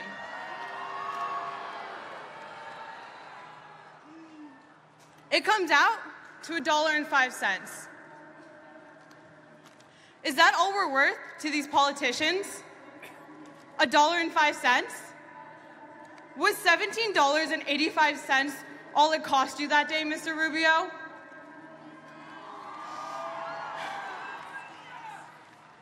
Well, I say one life is worth more than all the guns in America. This is not a red versus blue issue. This is a morals issue. And to the politicians that believe that their right to own a gun comes before our lives, get ready to get voted out by us, the future. We will not allow a price to be put upon our lives. We will no longer be hunted down and treated like prey by politicians who simply just don't care about us. We are fighting. We have been fighting. We've been fighting since Columbine, since Sandy Hook, since Pulse, since Las Vegas. And we will continue to fight until we put a stop to gun violence in America.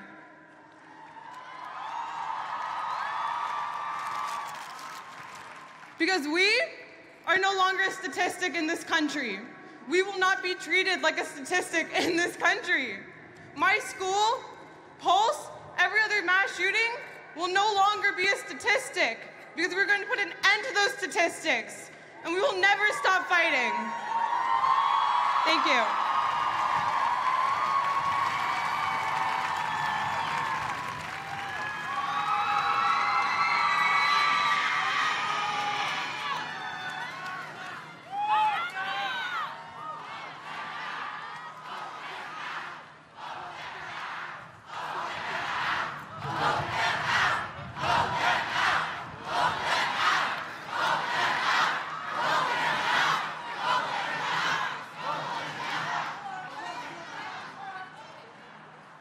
Hola, buenas tardes.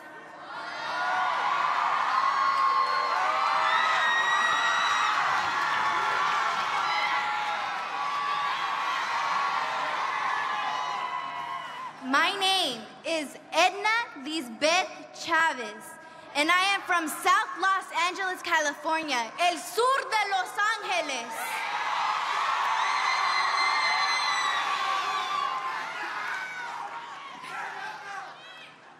I am a 17-year-old senior at Manual Arts High School and a member of an organization called Community Coalition, where I am a youth leader at South Central Youth Empowered Through Action.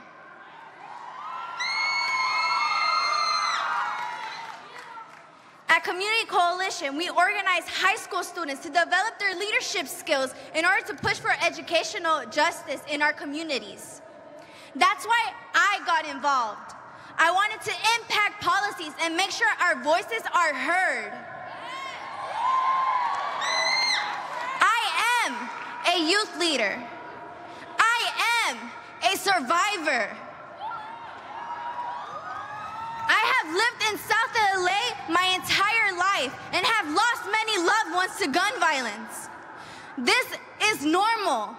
Normal to the point that I've learned to duck from bullets before I learned how to read.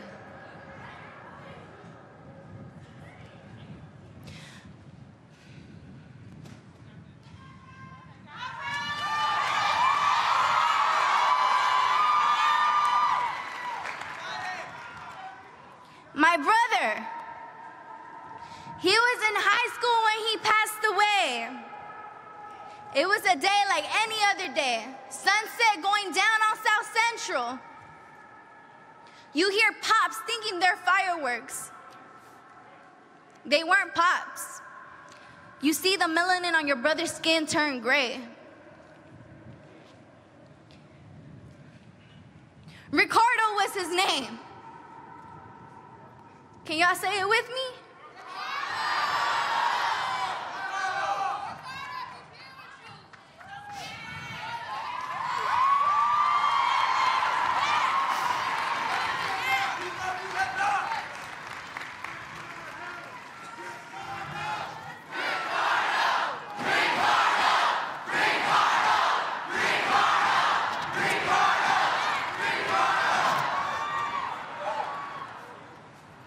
I lost more than my brother that day. I lost my hero.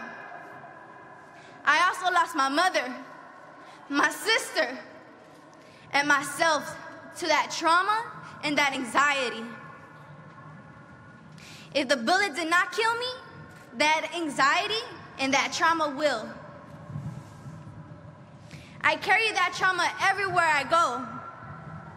I carry it with me in schools, in class, walking home, and visiting loved ones.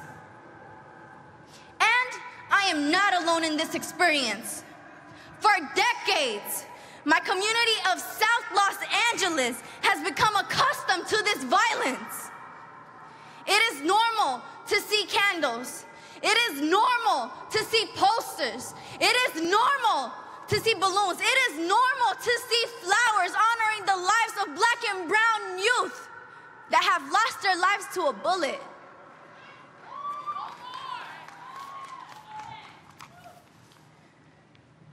How can we cope with it when our school district has its own police department? Instead of making black and brown students feel safe, they continue to profile and criminalize us.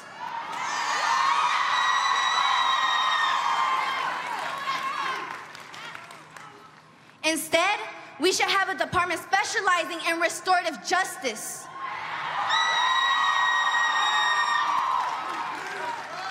We need to tackle the root causes of the issues we face and come to an understanding on how to resolve them. I am here to honor the Florida students that lost their lives and to stand with the Parkland students. I am here today to honor Ricardo. I am here today to honor Stephen Clark. I am here today to uplift my South LA community.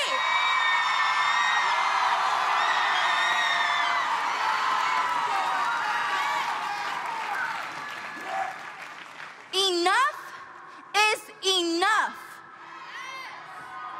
Question: how many more Trojans have to die so that this problem is finally acknowledged? Policymakers, listen up.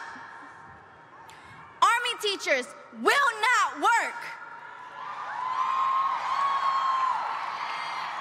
More security in our schools does not work. Zero tolerance policies do not work. They make us feel like criminals. We should feel empowered and supported in our schools. Instead of funding these policies, fund mentorship programs, mental health resources, paid internship and job opportunities. My brother, like many others, would have benefited from this. So let's make it happen. It's important to work with people that are impacted by these issues, the people you represent. We need to focus on changing the conditions that foster violence and trauma. And that's how we will transform our communities and uplift our voices.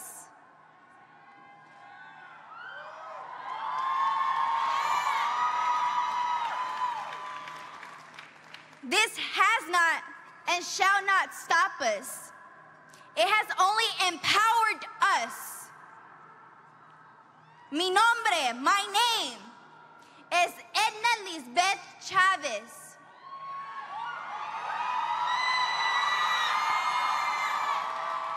Remember my name? Remember these faces. Remember us and how we're making a change. La lucha sigue. Gracias y bendiciones.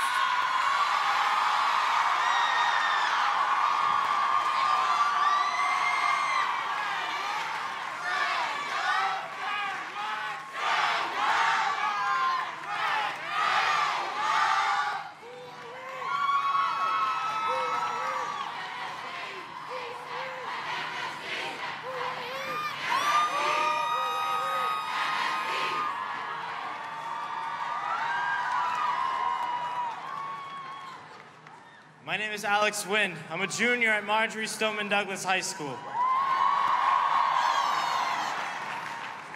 In the wake of the tragedy on February 14th, we, as students, as youths, decided that if adults weren't going to take action, we would. No gun-related legislation has been passed in this country since 2008. 10 years ago. Since 2008, there have been at least 95 mass shootings in this country, and hundreds and thousands more just senseless violence on the cities of our nation, and cities like Miami, Chicago, and Baltimore. It needs to stop. People believe that the youth of this country are insignificant. People believe that the youths have no voice. When Joan of Arc fought back English forces, she was 17 years old. When Mozart wrote his first symphony, he was 8 years old. To those people that tell us that teenagers can't do anything, I say that we were the only people that could have made this movement possible. Together, we will use our voices to make sure that our schools, churches, movie theaters, and concerts, and our streets become safer without having them feel like prisons. If teachers start packing heat, are they going to arm our pastors, ministers, and rabbis? Are they going to arm the guy scanning tickets at the movie theater? Are they going to arm the person wearing the Mickey Mouse costume at Disney? This is what the National Rifle Association wants, and we will not stand for it. We would not need metal detectors and clear backpacks and more weapons in our streets if there weren't weapons of war in the hands of civilians. For too long, our government has been useless on this issue.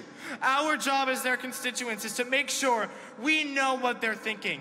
There are over 250 representatives that have not come out with a public stance on this issue. It is our job to make sure that we call them up and force them out of the shadows of corruption and into the light of justice. As teens, people think that we don't like to wait around for things, and they're sometimes right. A lot of you are probably wondering, what now? Now, we need to come together on all fronts and push aside those that divide us. Now we need to get on the phone and call our representatives and push them to stop incumbency and take action. Now we need to educate ourselves on which politicians are truly working for the people and which ones we want to vote out. Because at the end of the day, bullets do not discriminate, so why should we?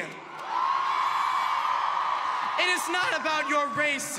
It is not about your sexual orientation. It is not about your ethnicity. It is not about your gender. It is not about where you live or how much money you make. And it most certainly is not about political party. All it comes down to is life or death. To all the politicians out there, if you take money from the NRA, you have chosen death. If you have not expressed to your constituents a public stance on this issue, you have chosen death. If you do not stand with us by saying we need to pass common sense gun legislation, you have chosen death. And none of the millions of people marching in this country today will stop until they see those against us out of office, because we choose life. Thank you, I love you all.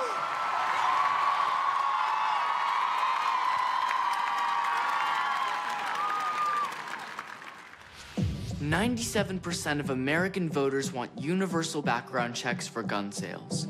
People can buy weapons of war from the back of an SUV and no one is checking as to whether or not they have a restraining order, criminal record, or a history of violence. An estimated 22% of all gun transfers take place without a background check.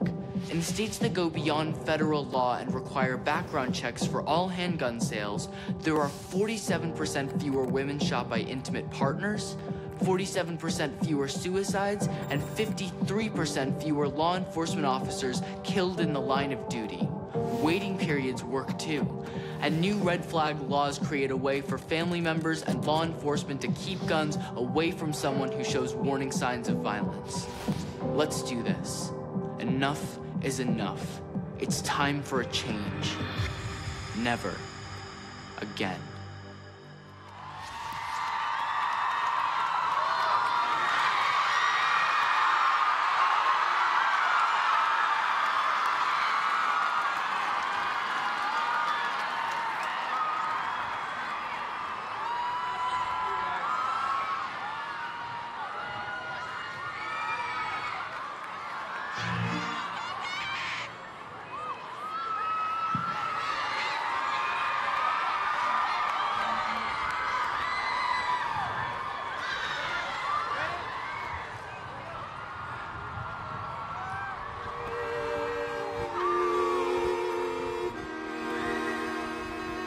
We may not yet have reached our glory, but I will gladly join the fight.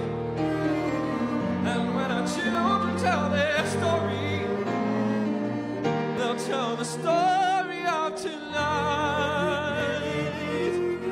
They'll tell the story of tonight.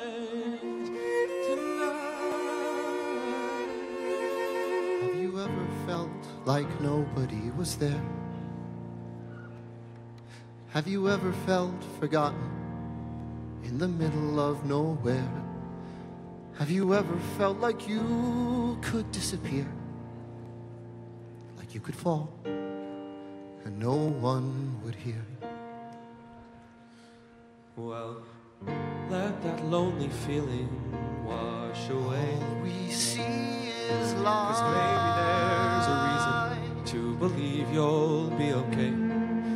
'Cause when you don't feel strong enough to stand, you can reach out your hand. And raise a glass to freedom, something they can never take away. No matter what they tell you, someone will come running to take you home. Raise a glass to all of us. Tomorrow there'll be more of us, telling the story of tonight. Out of the shadows, the morning is breaking, and all is new. All is new. It's only a matter of time.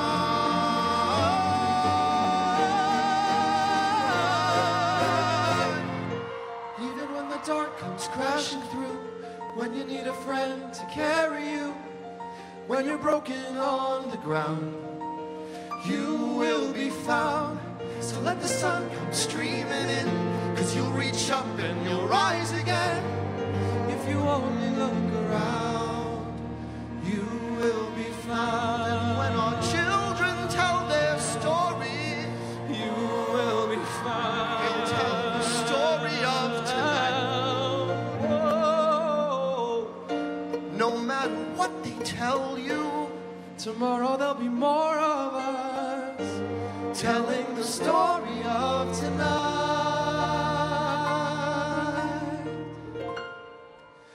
The story of tonight.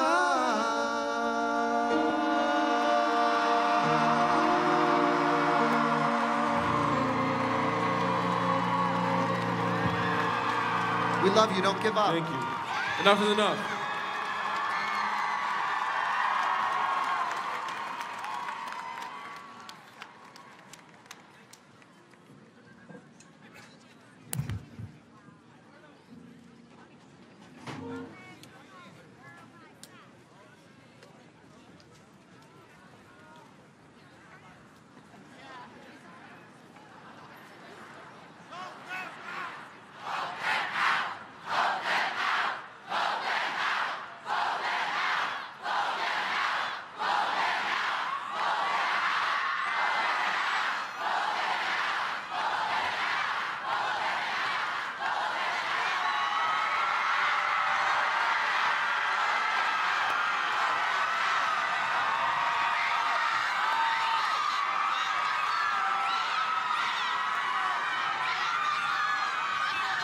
Hello, everyone.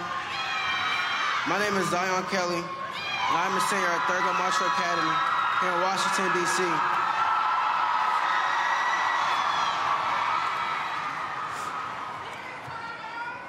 I'm here to represent the hundreds and the hundreds of thousands of students who live every day in constant paranoia and fear on their way to and from school. At this moment, please raise your hand if you have been affected by gun violence to honor the ones you have lost.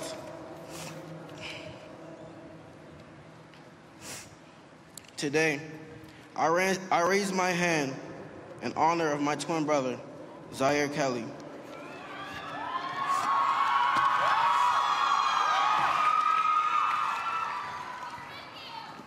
Zaire was shot on September 20th, 2017, on his way home from a competitive college counseling after-school program called College Bound. Zaire had the personality that would light up the room. He was energetic and full of dreams and aspirations. He was our team captain on the track team. He was running for student government president, and he was a youth council member. He aspired to be a forensic scientist and attend Florida A&M University for undergrad. Zaire was also the best dresser I knew with the most style. He was a person, a leader, an aspirer, not just another statistic. I was in contact with Zaire while he was walking home, texting him and calling him all through the night. About 20 to 30 minutes went by, and I became worried because the walk alone doesn't even take 30 minutes. I left my room to ask my mom where he was, until I saw flashing blue and red lights outside my window. I told my parents that there were police cars and an ambulance on our street. We rushed outside, discovering that it was Zaire. That night, on September 20th, a robber with a gun was lurking on my streets for hours. On my walk home, he attempted to rob me, but I ran. Though he had an ankle monitor on, and he was supposed to be monitored by the police, he was still able to obtain a gun illegally and lurk in my streets and take my brother's life. He shot my brother in the head, and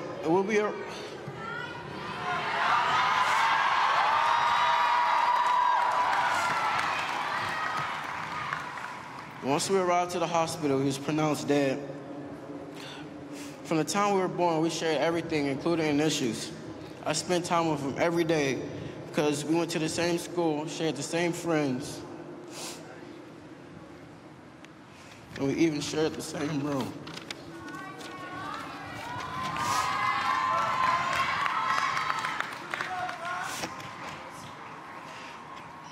Can you imagine how it would be to lose someone that close to you? Sadly, too many of my friends and peers can. This school year alone, my school lost 2 students to senseless gun violence, Paris Brown and my brother Zaire Kelly. This year alone, in January, there were 6 students killed under the age of 19 by guns here in Washington, D.C. In my brother's name, my family is proposing the Zaire Kelly Public Safety Zone Amendments Act of 2018.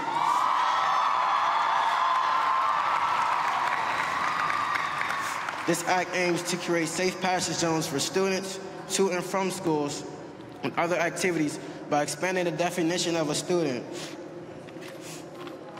With this amendment, a student will be defined by any person enrolled in a public and private daycare center, elementary school, vocational school, secondary school,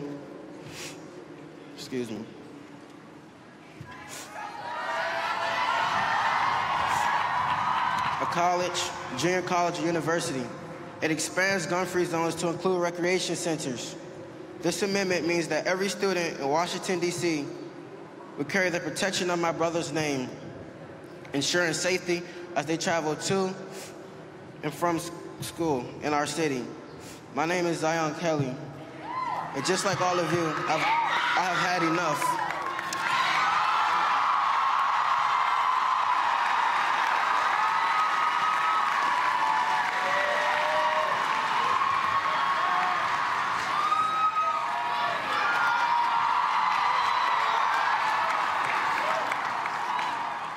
First off, I'm going to start off by putting this price tag right here as a reminder for you guys to know how much Marco Rubio took for every student's life in Florida. $1.05. Okay.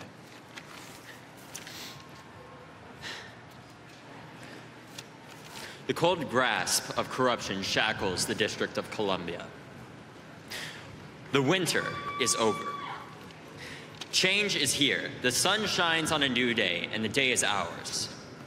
For the first-time voters show up 18% of the time at midterm elections. Not anymore.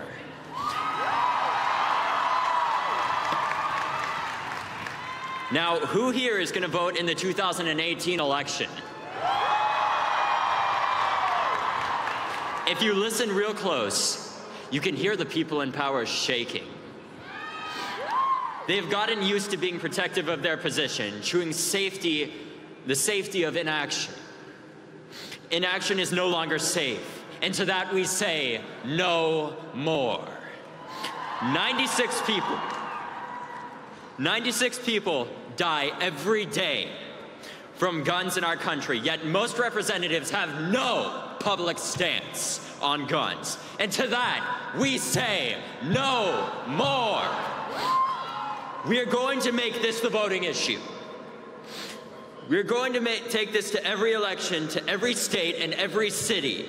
We're going to make sure the best people get in our elections to run, not as politicians, but as Americans. Because this is not cutting it. When people try to suppress your vote, and there are people who stand against you because you're too young, we say no more. When politicians say that your voice doesn't matter because the NRA owns them, we say no more. When politicians send their thoughts and prayers with no action, we say no more. And to those politicians supported by the NRA that allow the continued slaughter of our children and our future, I say get your resumes ready.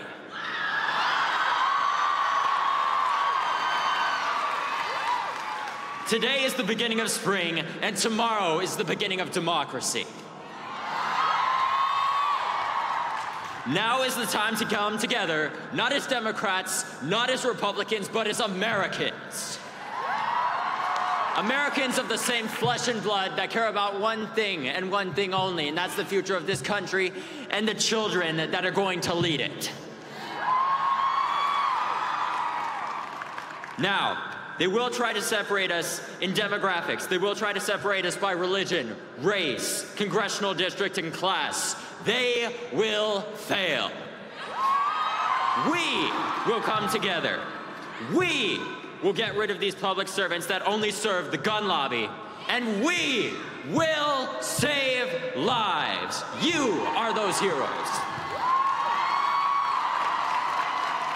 Lastly, let's put the USA over the NRA. This is the start of the spring and the blossoming of our democracy. So let's take this to our local legislators, and let's take this to midterm elections, because without the persistent heat, without the persistence of voters and Americans everywhere getting out to every election, democracy will not flourish, but it can and it will. So I say to those politicians that say change will not come, I say we will not stop until every man, every woman, every child, and every American can live without fear of gun violence. And to that I say, no more. Thank you. I love you all. God bless all of you, and God bless America. We can and we will change the world.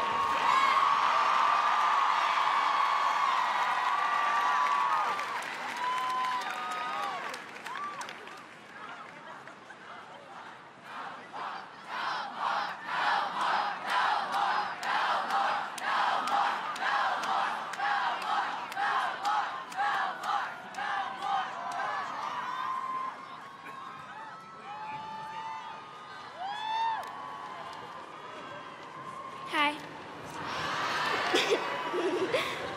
My name is Naomi, and I'm 11 years old.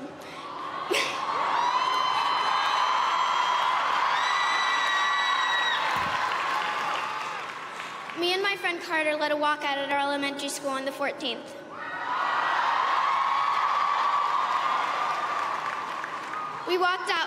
We walked out for 18 minutes, adding a minute to honor Cortland Arrington, an African-American girl who was the victim of gun violence in her school in Alabama after the Parkland shooting.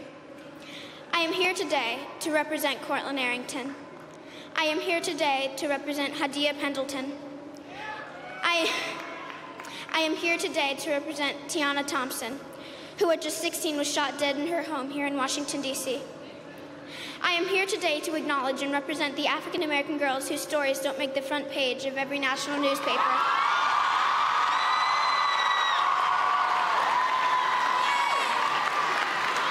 Whose stories don't lead on the evening news. I represent the African-American women who are victims of gun violence, who are simply statistics instead of vibrant, beautiful girls that full of potential.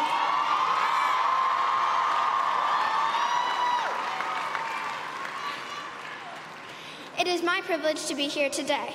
I am indeed full of privilege. My voice has been heard.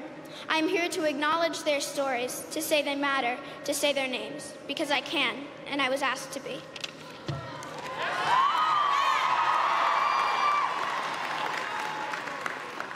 For far too long, these names, these black girls and women, have been just numbers. I'm here to say never again for those girls too.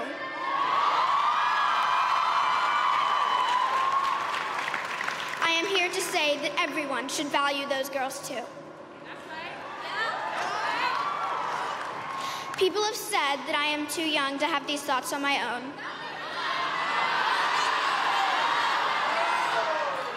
People have said that I am a tool of some nameless adult. It's not true.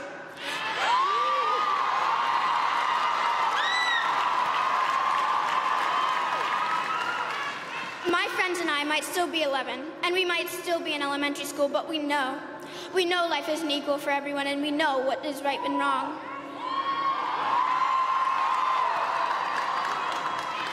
We also know that we stand in the shadow of the Capitol, and we know that we have 7 short years until we too have the right to vote.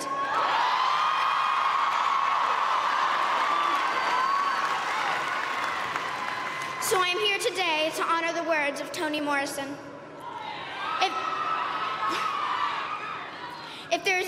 If there is a book that you want to read but it hasn't been written yet, you must be the one to write it.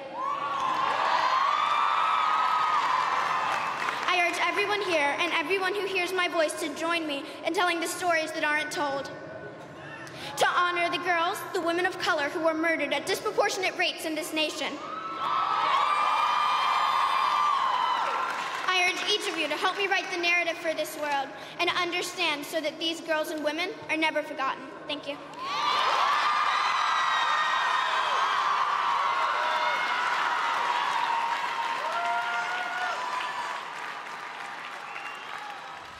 Look, it's really hard to get your driver's license, adopt a pet, or get a credit card.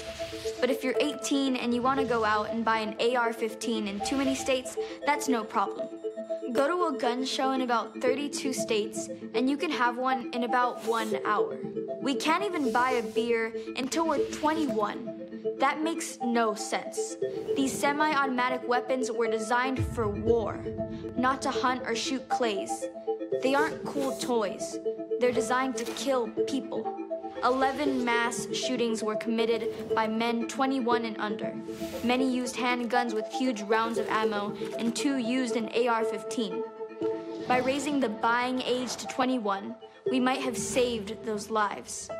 Enough is enough. It is time for a change.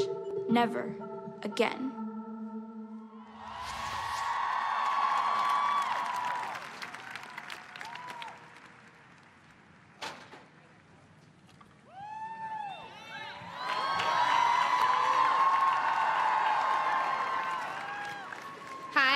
I'm Maya, and I'm 16 years old, and I'm in a creative writing program through After School Matters in Chicago. I just want to take this time and personally thank all of you for coming out here and letting me share this amazing opportunity with you guys. Thank you so much. I'm here because I have been personally affected by the lack of gun control, and I believe guns have taken over the minds of individuals who want an easy way out of their dilemma. Chicago goes through this every day, and you don't realize how much of a toll it is taking on our city until you see it in our communities. You see it on someone you know. You see it on someone like me. Freshman year in high school, I wanted to get some things for the store for my mom because she was sick. I remember pulling on all these clothes and going out in 10 or so degree weather. It was so cold. Get to the store, grabbing all this stuff, thinking maybe she needs this, maybe she needs that, and finally getting into line. This guy in front of me all of a sudden gets upset because he didn't have enough money to pay for the things that he wanted to buy. He gets out of line and starts trashing the store, throwing everything over the floor, pushing carts, just making a fool out of himself. So finally, when I check out, I walk to the door and I'm ready to go when I hear a scream and a bang. I turn around and see he's grabbing all this stuff, pushing it into every crevice of his body, trying to grab as much as he can. When he finally turns to me, he comes towards me and I couldn't move, I couldn't breathe, I couldn't talk, I couldn't think. All I remember is seeing dark jeans coming towards me. He pulls out this silver pistol and points it in my face and said these words that to this day haunt me and give me nightmares. He said, "If you said anything, I will find you." And yet I'm still saying something today.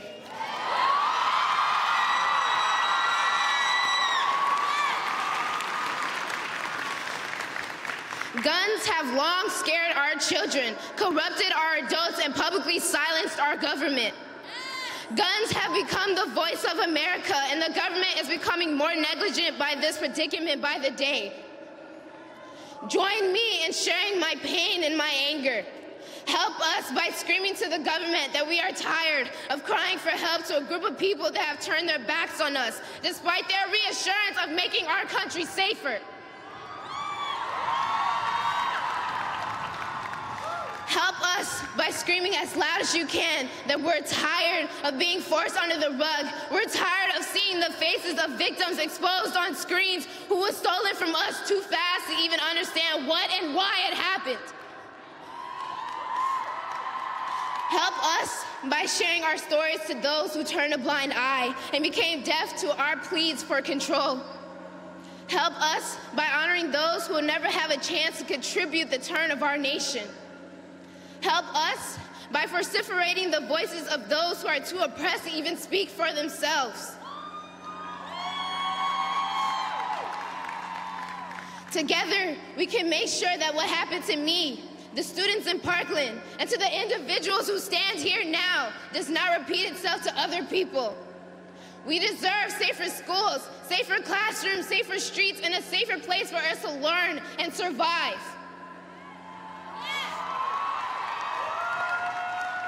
We deserve better because I believe that we are the future. And we must act upon this civil inflicted war while we still can. The new generation depends on our actions, and we must deliver them effectively and as one. We are the turn of this century. We are the voice for change. We are the pieces to fix what America is falling short on. Make it happen.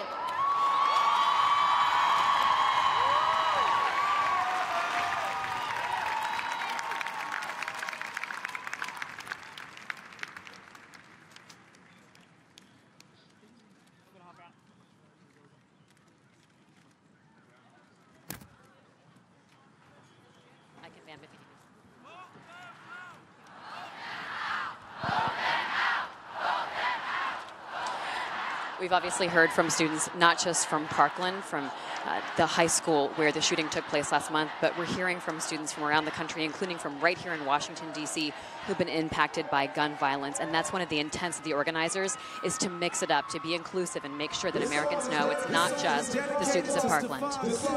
To Cynthia Clements and all the unarmed black men and women killed by police weapons. Until all of us are free, none of us will be free.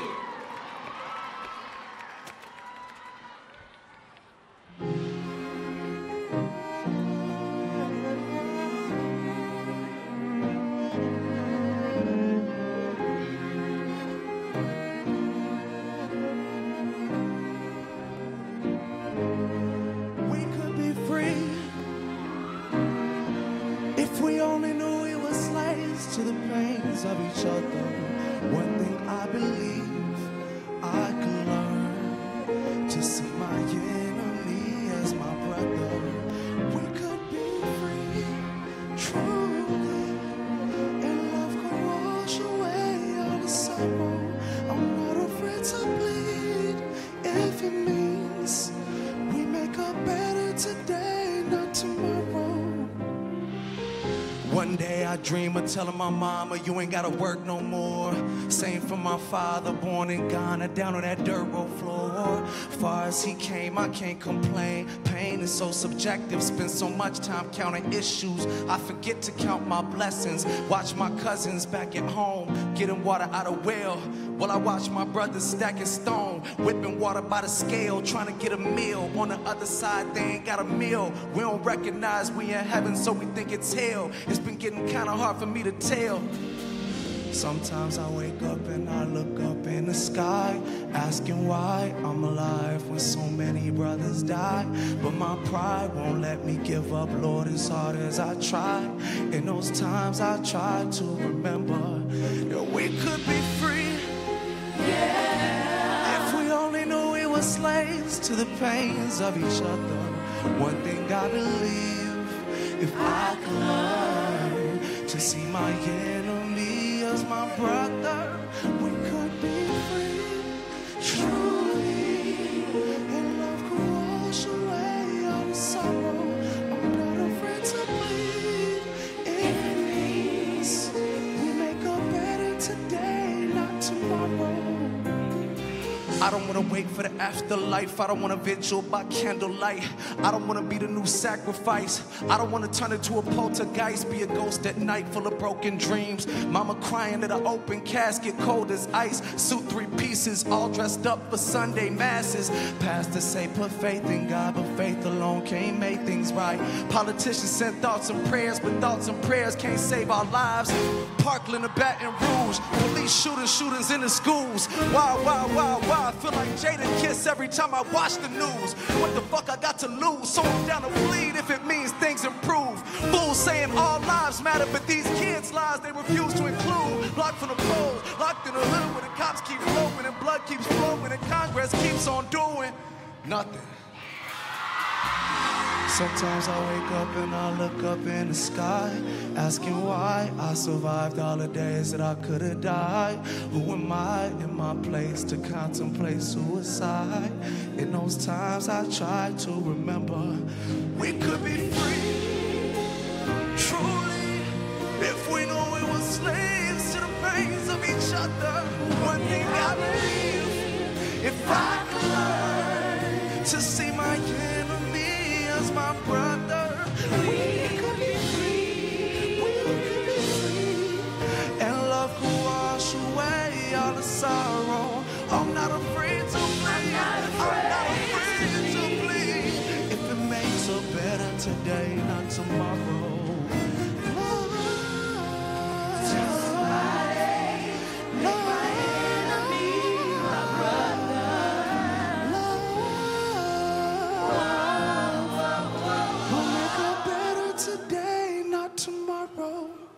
Thank you. My name is Vic Nelson. Y'all killed it.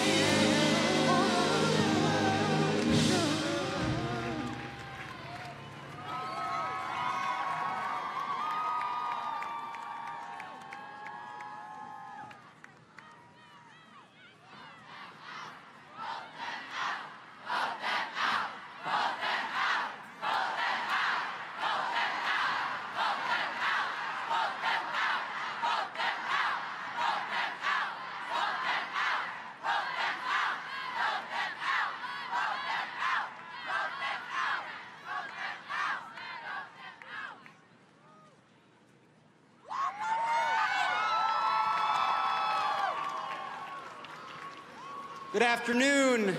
I'm joined by Brenna Levitan, Michael Solomon, and Nate Tinbite, founding members of MoCo for Gun Control.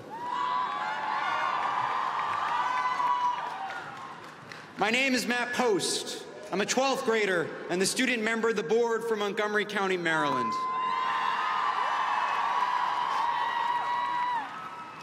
You and I gather in a time of moral crisis for our country. We stand at a moment when our nation's laws are not guided by what is right or wrong, not by what is morally sound for the many, but instead is limited by the insatiable greed of a few. In their greed, the gun lobby and their politicians have tried to deflect and distract us. They've tried to twist what is so clearly a gun issue into anything else. But we won't fall for it. We know that to only focus on school safety instead of American safety is to dismiss the thousands of tragedies in between the massacres. It ignores the people, disproportionately people of color, who die by bullet without even making a headline. Yet our politicians still lack the compassion to act. And when that cold inaction that continues to fuel this endless bloodshed churns and churns, it's not difficult to diagnose the moral health problem of this country. Our nation's politics are sick with soullessness, but make no mistake, we are the cure. Where they choose incrementalism, we choose real change. Where they embrace an extremism of complacency, we embrace an extremism of love. Where they believe in the absolutism of an amendment, we believe in the absolutism of human life. It won't be easy to change things. The immoral, the obstructionists, and the complicit are already lining up to block our path. We're going to have some courage to fix this. It's going to take some will. So let me ask, is there a will to keep weapons of war off our streets? Is there a will to break the stranglehold of the NRA? Is there a will to bring morality to this country's politics? then stand up, speak up, register to vote. If we sustain our efforts, if we keep our heads unbowed, who can stop us? If we march today, canvass tomorrow, and vote 227 days from now, we will make this a turning point for our country. And we, the new diverse, inclusive, and compassionate face of America, will lead this country once again down the path of righteousness. Thank you.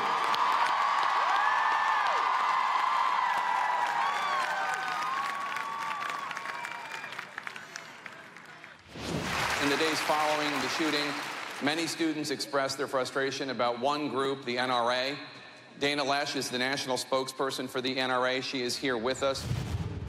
They use their media to assassinate real news. The left has their rigid, radical, anti-gun agenda. I'm so sick of these elitists looking down on gun owners as if we're just a bunch of rednecks who don't deserve the right to protect and defend ourselves. They use their schools to teach children that their president is another Hitler. Hitler took the guns. Stalin took the guns. If you try to take our firearms, doesn't matter how many lemmings you get out there on the street begging for them to have their guns taken. We will not relinquish them. They use their movie stars and singers and comedy shows and award shows to repeat their narrative over and over again. What matters is who the enemy is. They're the no-gun people, period. Listen up. You might have met our fresh-faced flower child president and his weak-kneed Ivy League friends. Hey, Obama, you might want to suck on one of these, you punk!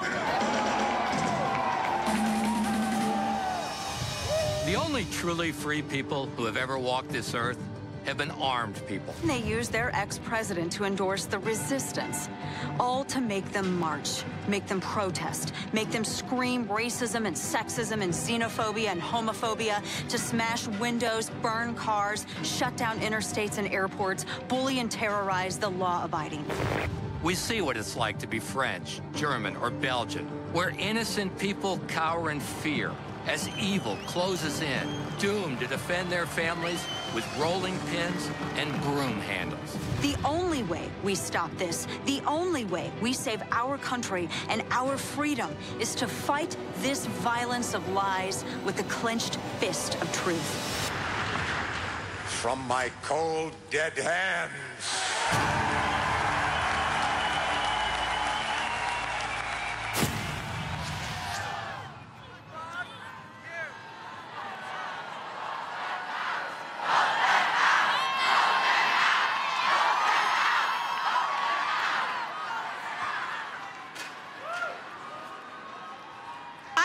People who say those words to understand one thing. It won't be their hands who end up cold, and it won't be their hands who end up dead. It's ours. The young people of this country. Hello, everyone. My name is Christopher Underwood, and I'm 11 years old and a 6th grader at Eagle Academy at Ocean Hill, Brooklyn, New York.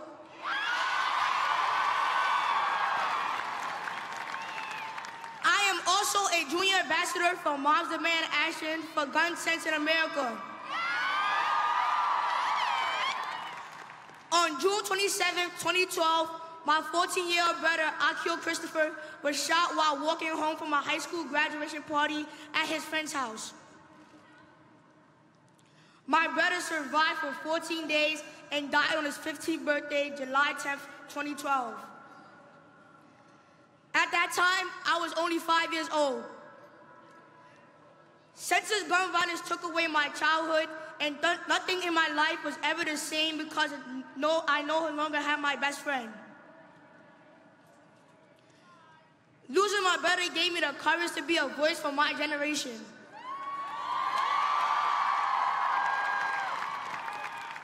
I turned my pain and anger and turned it into action. And started speaking out for Akil, especially for the siblings who have lost their brothers and sisters, and for other children whose voices aren't heard but feel the painful effects of gun violence. I have watched for years as gun violence continues to take a toll on communities across the country. For me, I would like to not worry about dying and focus on math and science and playing basketball with my friends. Don't I deserve to grow up? April 4th, we will remember Martin Luther King Jr. on his 50th anniversary of his death. What we sometimes forget is that he himself was a victim of gun violence. I would like to finish my speech today by honoring Martin Luther King Jr. by remembering his words, which are all as true today as when he was alive. Martin Luther King Jr. once said, "Our lives begin to end the day we become silent about the things that matter, and our lives matter." Thank you.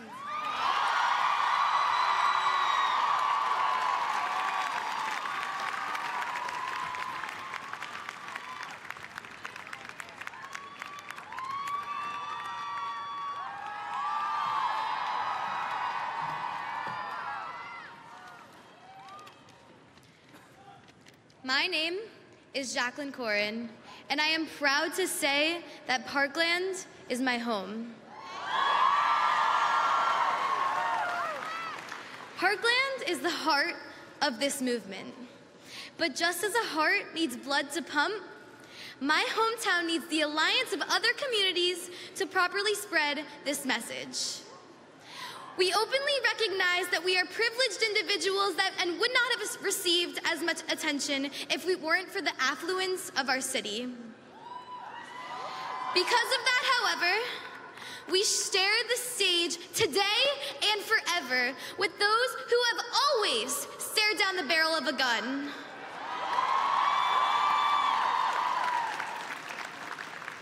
This issue is undoubtedly an epidemic that affects communities of all classes, an epidemic that the Center for Disease Control does not have the funds to research. This disease continues to spread, even though we have discovered the cure. But our government officials close their ears because it involves change, a change that does not align with their own agenda. That is why Parkland cannot and will not do this alone.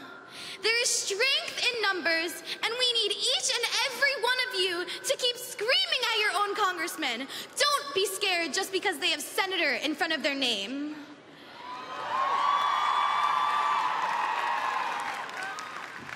Our elected officials have seen American after American drop from a bullet. And instead of waking up to protect us, they have been hitting the snooze button.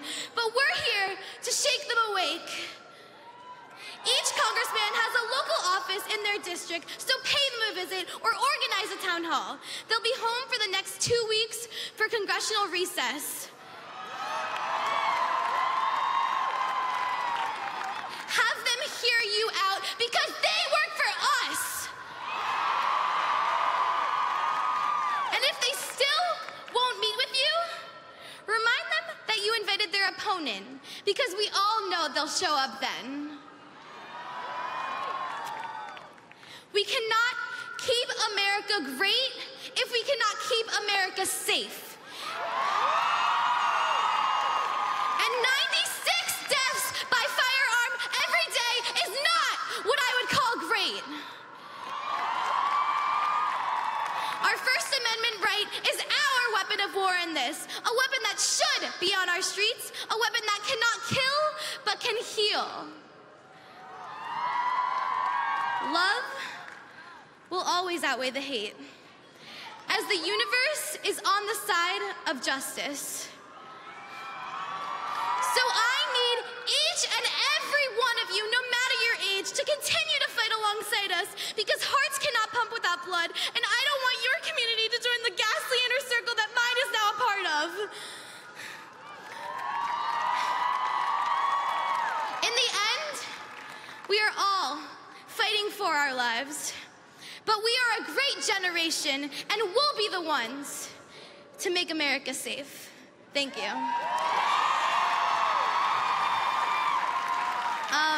I actually have a special guest for you guys, so I'm gonna come bring her up.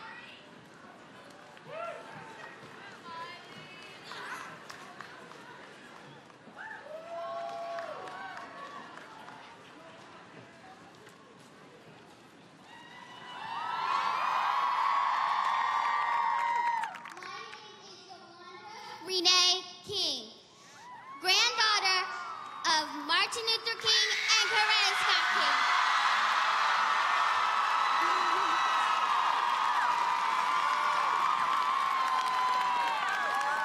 My grandfather had a dream that his 4 little children will not be judged by the color of their skin, but by the content of their character. I have a dream that enough is enough. And that this should be a gun-free world, period. Will you please repeat these words after me? Spread the word! Have you heard? All across the nation. We are going to be a great generation. Now I'd like you to say it like you really, really mean it. Spread the word! Have you heard? All across the nation. We are going to be a great generation. Now I'd like you to say it like you really, really mean it, and the whole entire world can hear you. Spread the word! Have you heard? All across the nation. We are going to be a great generation. Now give yourselves a hand.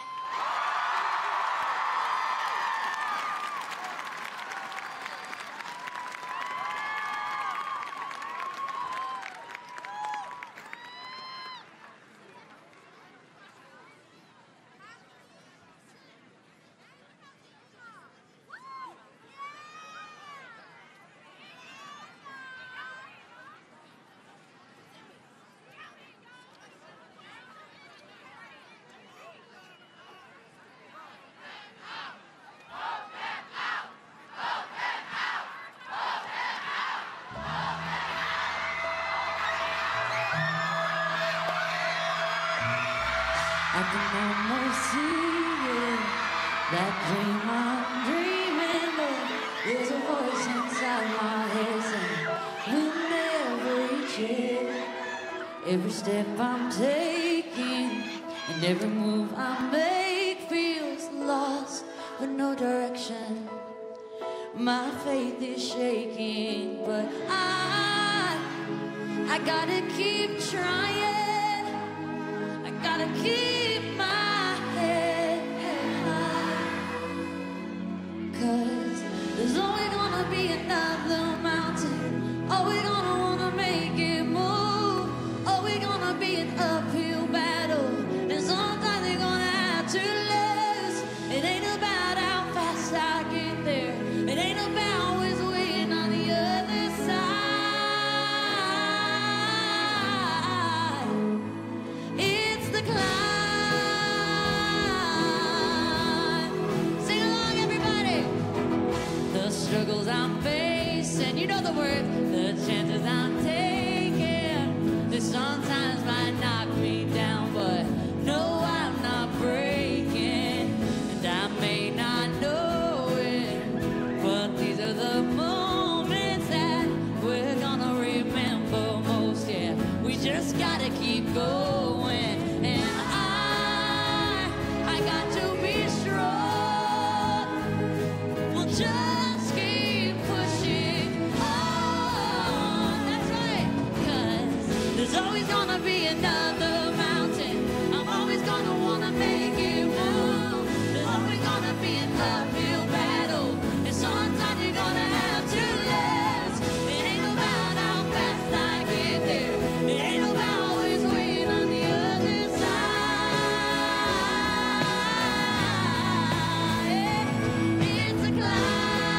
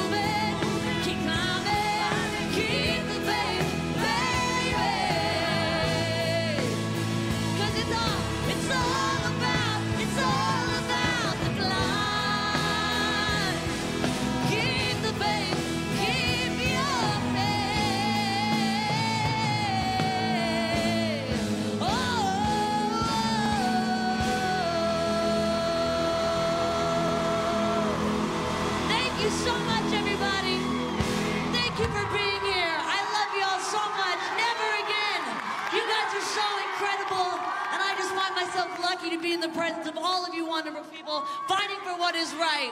Love you all so much. Thank you.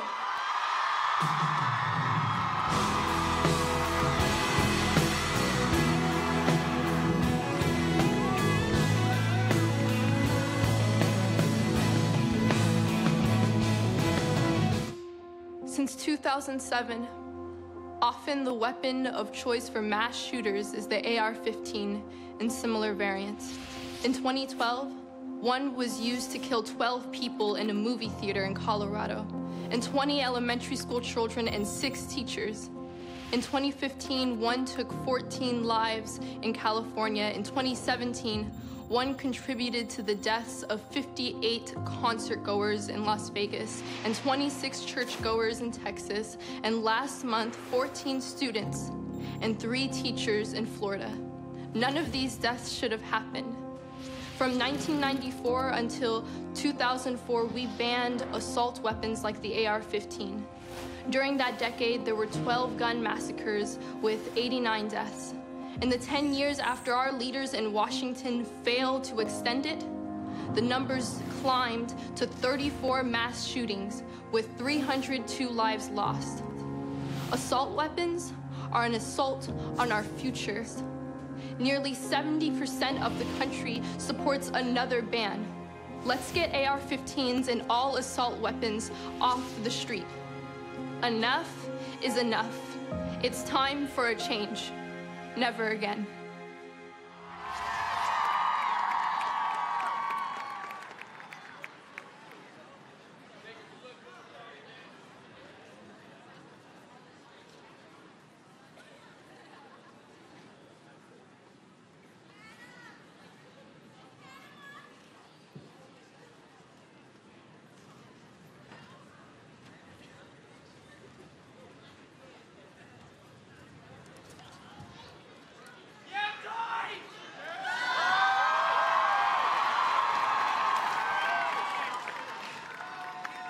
I'd like to take it down for a minute here. There might be musicians on this stage, but this is not Coachella. We might have movie stars in the crowd. We might have videos on these screens, but this is not the Oscars. And I don't know if you've been looking, but I don't see any Macy's Day balloons out there. This is real life. This is reality. This is what's happening in our country and around the world today.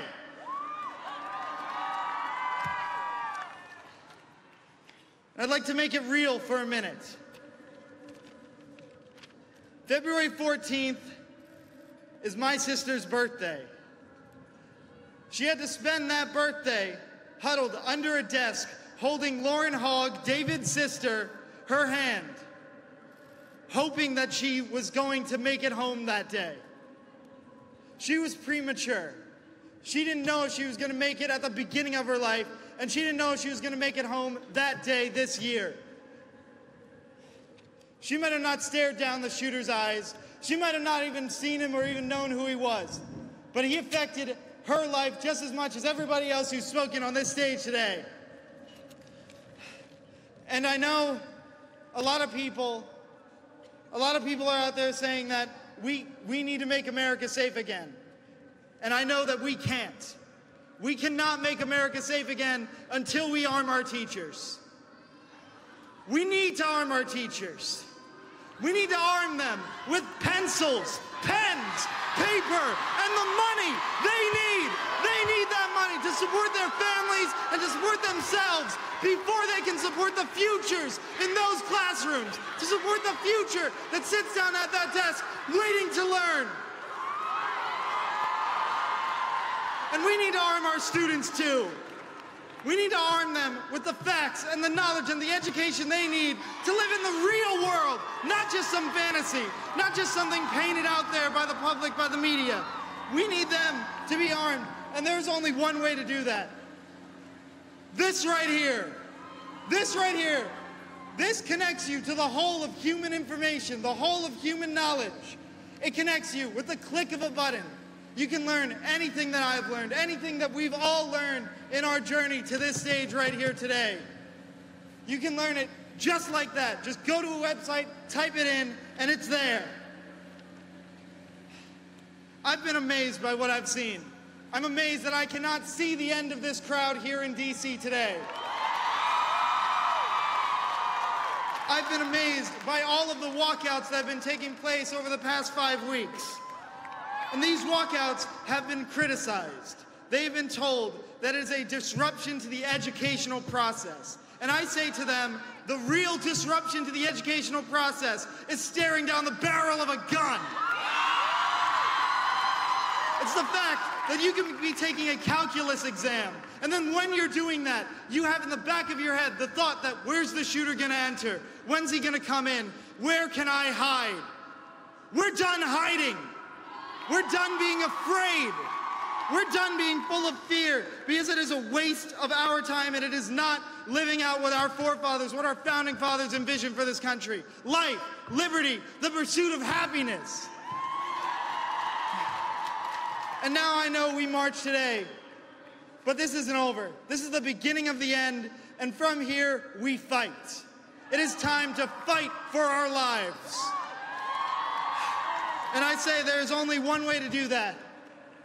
We need to rev up society. We need to rev up the engines. We need to rev up America. And we do that through registering to vote. We need to do that through every single walkout. We will be making sure that you can register to vote, pre-register to vote. Then we will educate. We'll be going around the country until these elections and therefore after, until we can tell every man, woman, and child in this country what is real, what is going on. And we need to make sure that everyone knows what is actually happening in their backyard and abroad.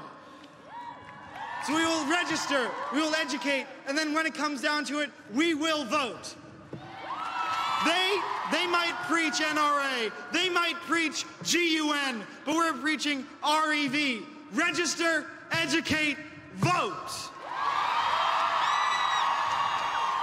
Thank you, and hello, Uncle Myron.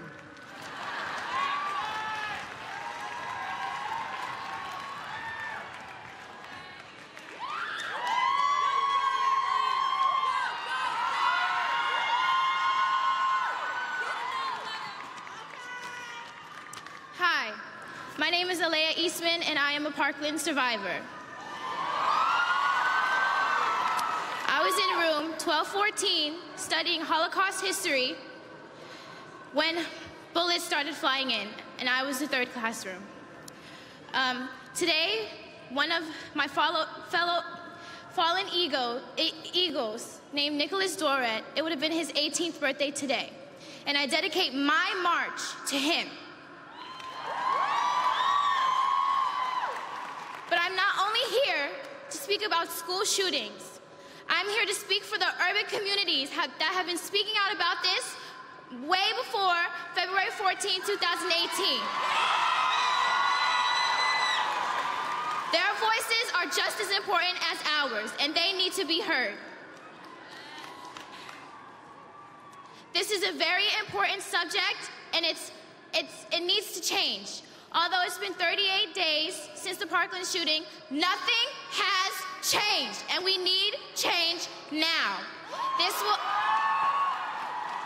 This cannot happen again, and it's going to continue to happen again until we get change. How many more do we need? How many more do we need in schools? How many more do we need in the streets? We need change now, not only in schools, but in urban communities as well.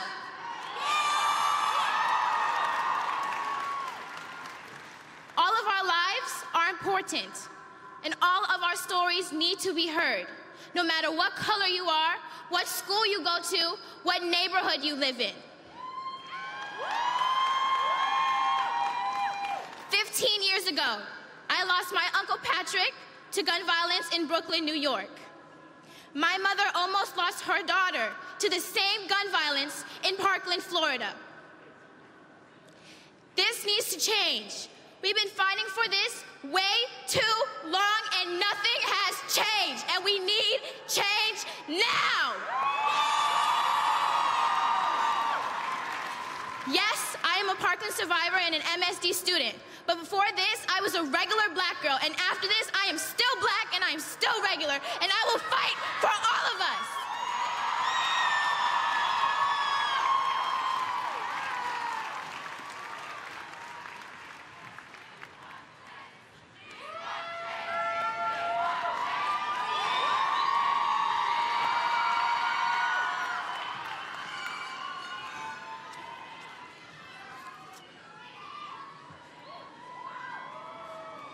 Hello, beautiful people of America. It is a great day to be here. It is a great day to see all of you here, and I am proud of each and every one of you. And the truth is, I am not here for me. I am here for you. So you don't ever have to fear of getting shot in your own classroom. You don't ever have to wonder if you'll have to see your best friend die next to you. You don't ever have to worry about going into a Holocaust history class to learn about death and then experience it right before your eyes. And this is why, oh my God. And this is why this piece is called Enough.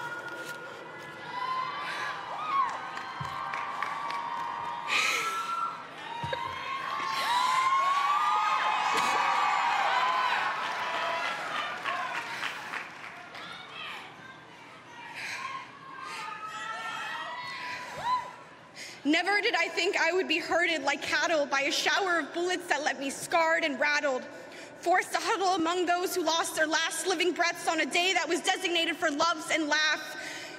I never got to say goodbye. I could barely see out my eyes because I was crying tears and blood at the same time. Barricaded behind those filing cabinets and bookcases that day taught me one thing, and one thing only. Regardless of how much money you pay or how much you pray, if you don't change anything today, your children will no longer stay. So when do we say enough is enough? Day in and day out, our kids are getting shot up. And the moment we speak up, we're scolded that we are not old enough. It is as if we need permission to ask our friends not to die. Lawmakers and politicians will scream guns are not the issue, but can't look me in the eye.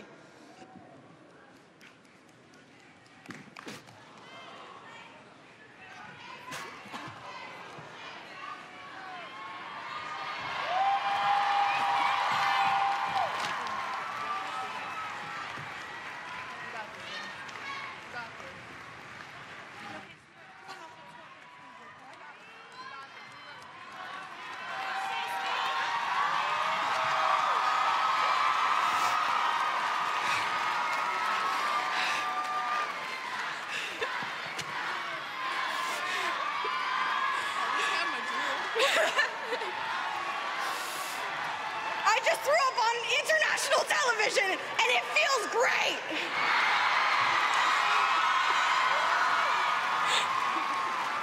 We're not asking for a ban, we're asking for compromise. Forget your sides and colors, let's save one another. Use efficient regulation that doesn't make any exception. Close the cracks and loopholes with thorough background checks and psychological evaluation. Protect our schools like we do our other government establishments. Use security protocol and methods that are efficient. And one more request, listen.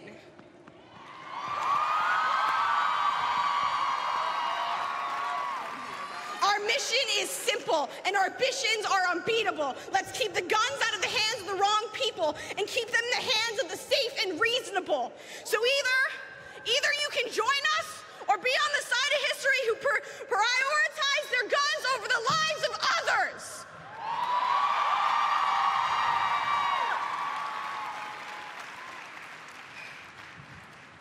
The only way we can do this is in numbers.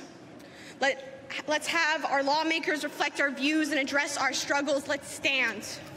Unite with one another. We the people still stands true, so now America, you will have to choose. Will you give up, or is enough enough?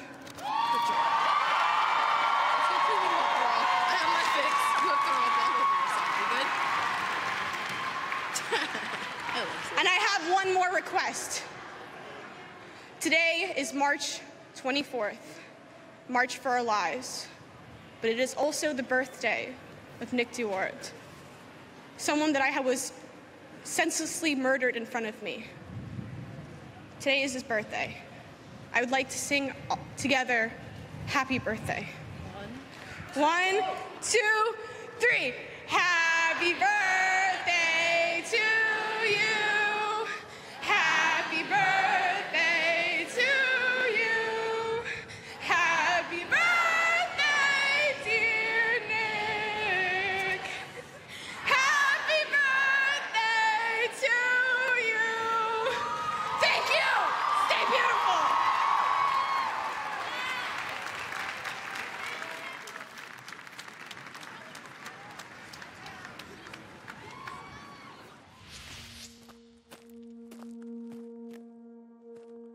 I served in the U.S. Army. I served in the Navy. Air Force. Marine Corps. Hoorah. I was a 31 Bravo military police officer. Security Forces. 82nd Airborne. Radio operator. SEAL Team 1. I was stationed at Camp Anaconda in Iraq. In Afghanistan. Vietnam.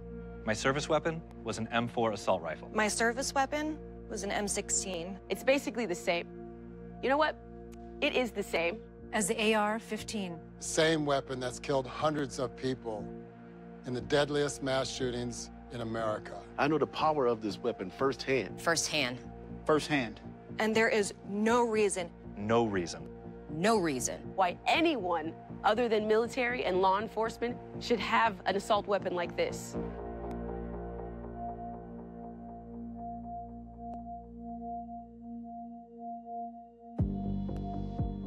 I fought for this country. I believe in the Second Amendment and the right to bear arms. But that was created 200 years ago. Guns have changed a lot since then. High-powered, rapid-fire assault rifles like the AR-15 are meant for one thing. One thing. One thing.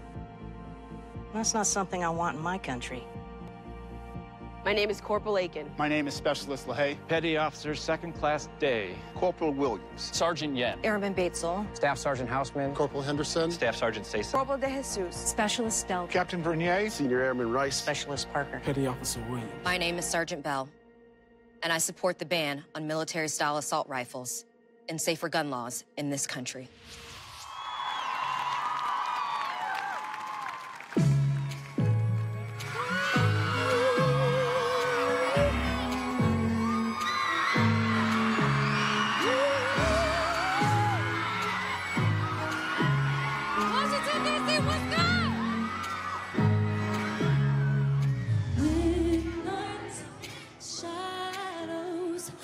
Finding love is a battle, but daylight is so close. So don't you worry about a thing. We're gonna be alright. Let's go. Hey, yeah. Woo. We're gonna be alright. Hey, hey, oh, ooh, yeah, baby, don't you know all of them days gonna come and go? Baby, you just gotta make up your mind. Every little thing is gonna be alright. Baby, don't you know all of them days gonna come and go? Baby, you just gotta make up your mind. We decided, let's go. Alright, know that we gon' be alright. Know that we gon' be alright. Know that we gon' be alright. We're gonna be alright, baby. Let's go.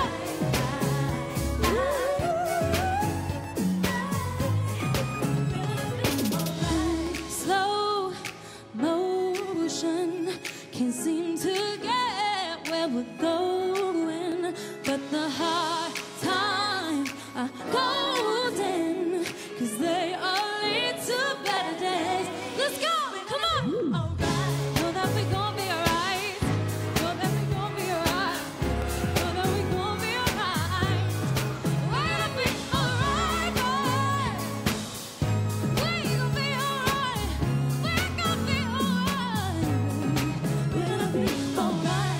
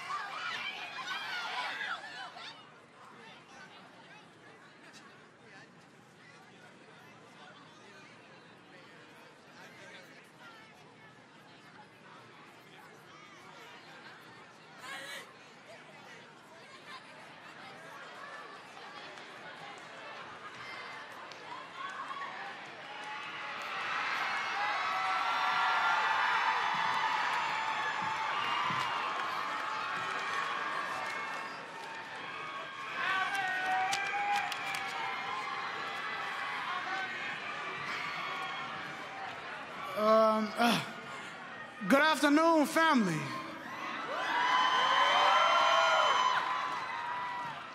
Yes, I said family. I said family because we are here joined together in unity fighting for the same goals. I say family because of all the pain that I see in the crowd. And that pain is another reason why we are here. Our pain makes us family. Us hurting together brings us closer together to fight for something better. My name is Alex King. I'm 17. I am a senior at North Lundale College Prep.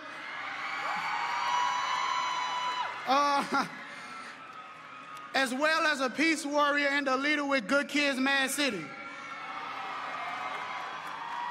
Chicago has been at the forefront of gun violence for a very long time, with 650 people being murdered in the year of 2017 and 771 being murdered in the year of 2016. But that's not it. Gun violence travels in places like Florida, Baltimore, Washington, D.C., Los Angeles. It happens nationwide. I know many people who have lost loved ones, friends and family on a regular basis due to gun violence.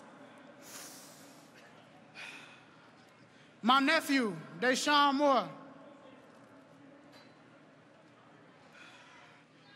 he was taken away on May 28th in the year of 2017, 2 weeks after his 16th birthday. The day I lost my nephew was a huge turning point in my life. I started doing a lot of bad things, hanging around a bad crowd. I started to really give up. But there's this principle by Dr. King, and it states, the beloved community is the framework for the future. And what that means is, how our community is now is how it will be affected in the future if we don't make a change. If we aren't acting like a family now, we won't act like a family in the future. If pain is in our community now, pain will forever be in our community in the future if we don't make a change. Our community has been affected by gun violence for so long and will continue to be affected by it if we don't do something. But through my friends and colleagues, I found help to come up out of a dark place. Everyone doesn't have the same resources and support system as I was lucky to have. Myself and a few other peace warriors were able to take a trip to visit Parkland students and share our trauma with one another. We left not only knowing that we would support one another, but also realizing that without the proper grassroots resources, this issue of violence will not be solved, and we will not stop until we are properly resourced in our communities. So family, let's continue to fight for what's right. And since we are a family now, I would like to pass on one of the traditions that me and my family does at North Lundale College Prep. So as I do this, I will ask that you follow me after I say repeat after me. So it's this African clap that we do at North Lundale that shows unity, which is unity is strength. Look at the numbers here in the crowd today. Do you see this? So here's how it goes. First, I would say one, and that's just a simple clap. So when I say one, it's like this. One, one, one, one. Okay. Now, next, I would say four. And how that works is 2 sets of 2. So when I say 4, it goes like this. 4, 1, 2, 1, 2. 4, 1, 2, 1, 2. 4, 1, 2, 1, 2. And now, here's the tricky part. Now we're gonna do 10, which is 2 sets of 3 and 2 sets of 2. So how this goes is when I say 10, it goes like this. 10, 1, 2, 3, 1, 2, 3, 1, 2, 1, 2. 10, 1, 2, 3, 1, 2, 3, 1, 2, 1, 2. Now y'all think we could do this as a family? All right, that's what I like to hear. Let's go. 1, 1, 1, 1, 4, 4,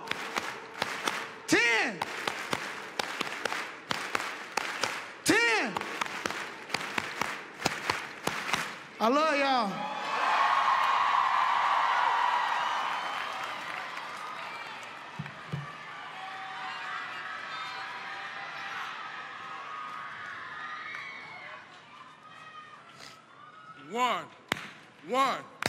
One, 4,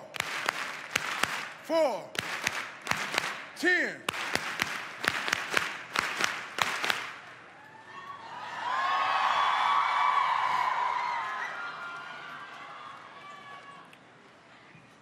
For we are survivors. Let me say that again for you. For we are survivors.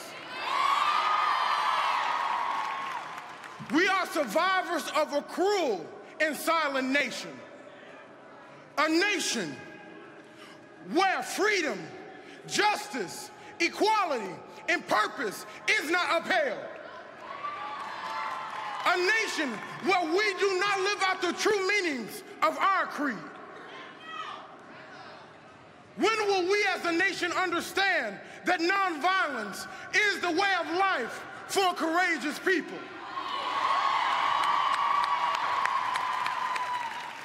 When will we as a nation understand that we are not here to fight against one another, but we are here to fight for life and peace? Dr. King once said, "Darkness cannot drive out darkness. Only light can do that. Hate cannot drive out hate. Only love can do that." Which now leads me to say that violence cannot drive out violence. Only peace can do that. Poverty cannot drive out poverty. Only resources can do that. Death cannot drive out death. Only proactive life can do that. As I stand before you, I stand as D'Angelo McDade, an 18-year-old from the west side of Chicago. I too am a victim, a survivor, and a victor of gun violence. I come from a place where minorities are controlled by both violence and poverty, leading us to be deterred by success. But today we say no more. I stand before you representing the body of those who have experienced and lost their lives due to gun violence. For we are survivors. For I am a survivor. For we are survivors not only of gun violence, but of silence. For we are survivors of the erratic productions of poverty. But not only that, we are the survivors of unjust policies and practices upheld by our Senate. We are survivors of lack of resources within our schools. We are survivors of social, emotional, and physical harm. Dr. King had a dream that we as youth must now make our reality. Ephesians 4:2-3 says, "Be completely humble and gentle. Be patient, bearing with love. Make every count. Keep its unity of the Spirit through peace and love." For 1 Peter says in chapter 4, verse 8, "Above all," you ain't hearing me. It says above all,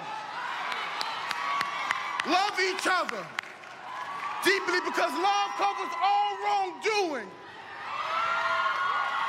And for as we, let me hear you say we. Let me hear you say we. As youth must now be the change that we see. My mother has this phrase that she used all the time, and she told me before I left home to come deal with this. She says, if you don't stand for something, you'll fall for anything. And I stand for peace.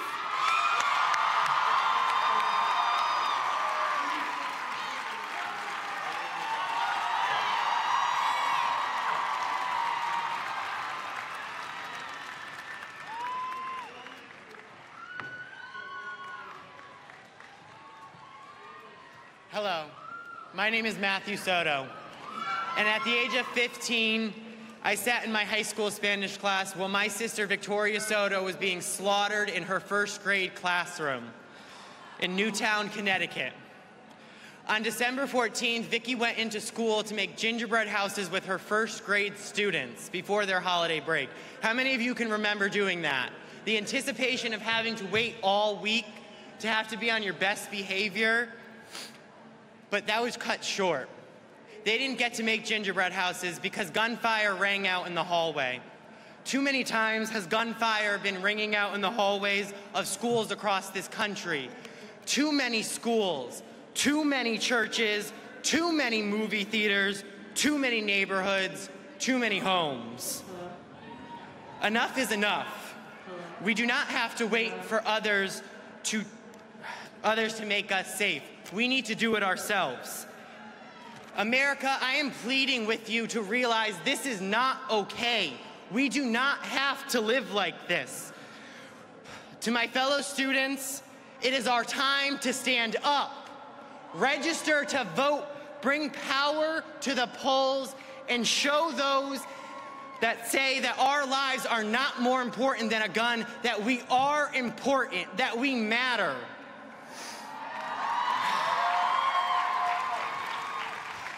Get involved in your community, because change, no matter how small, is change. Many of the students that were in 4th grade when my sister was murdered are now freshmen in high school. 5 years ago this happened. 5 years ago, and no change has come. Today, over 400 students, teachers, and parents of Newtown families are here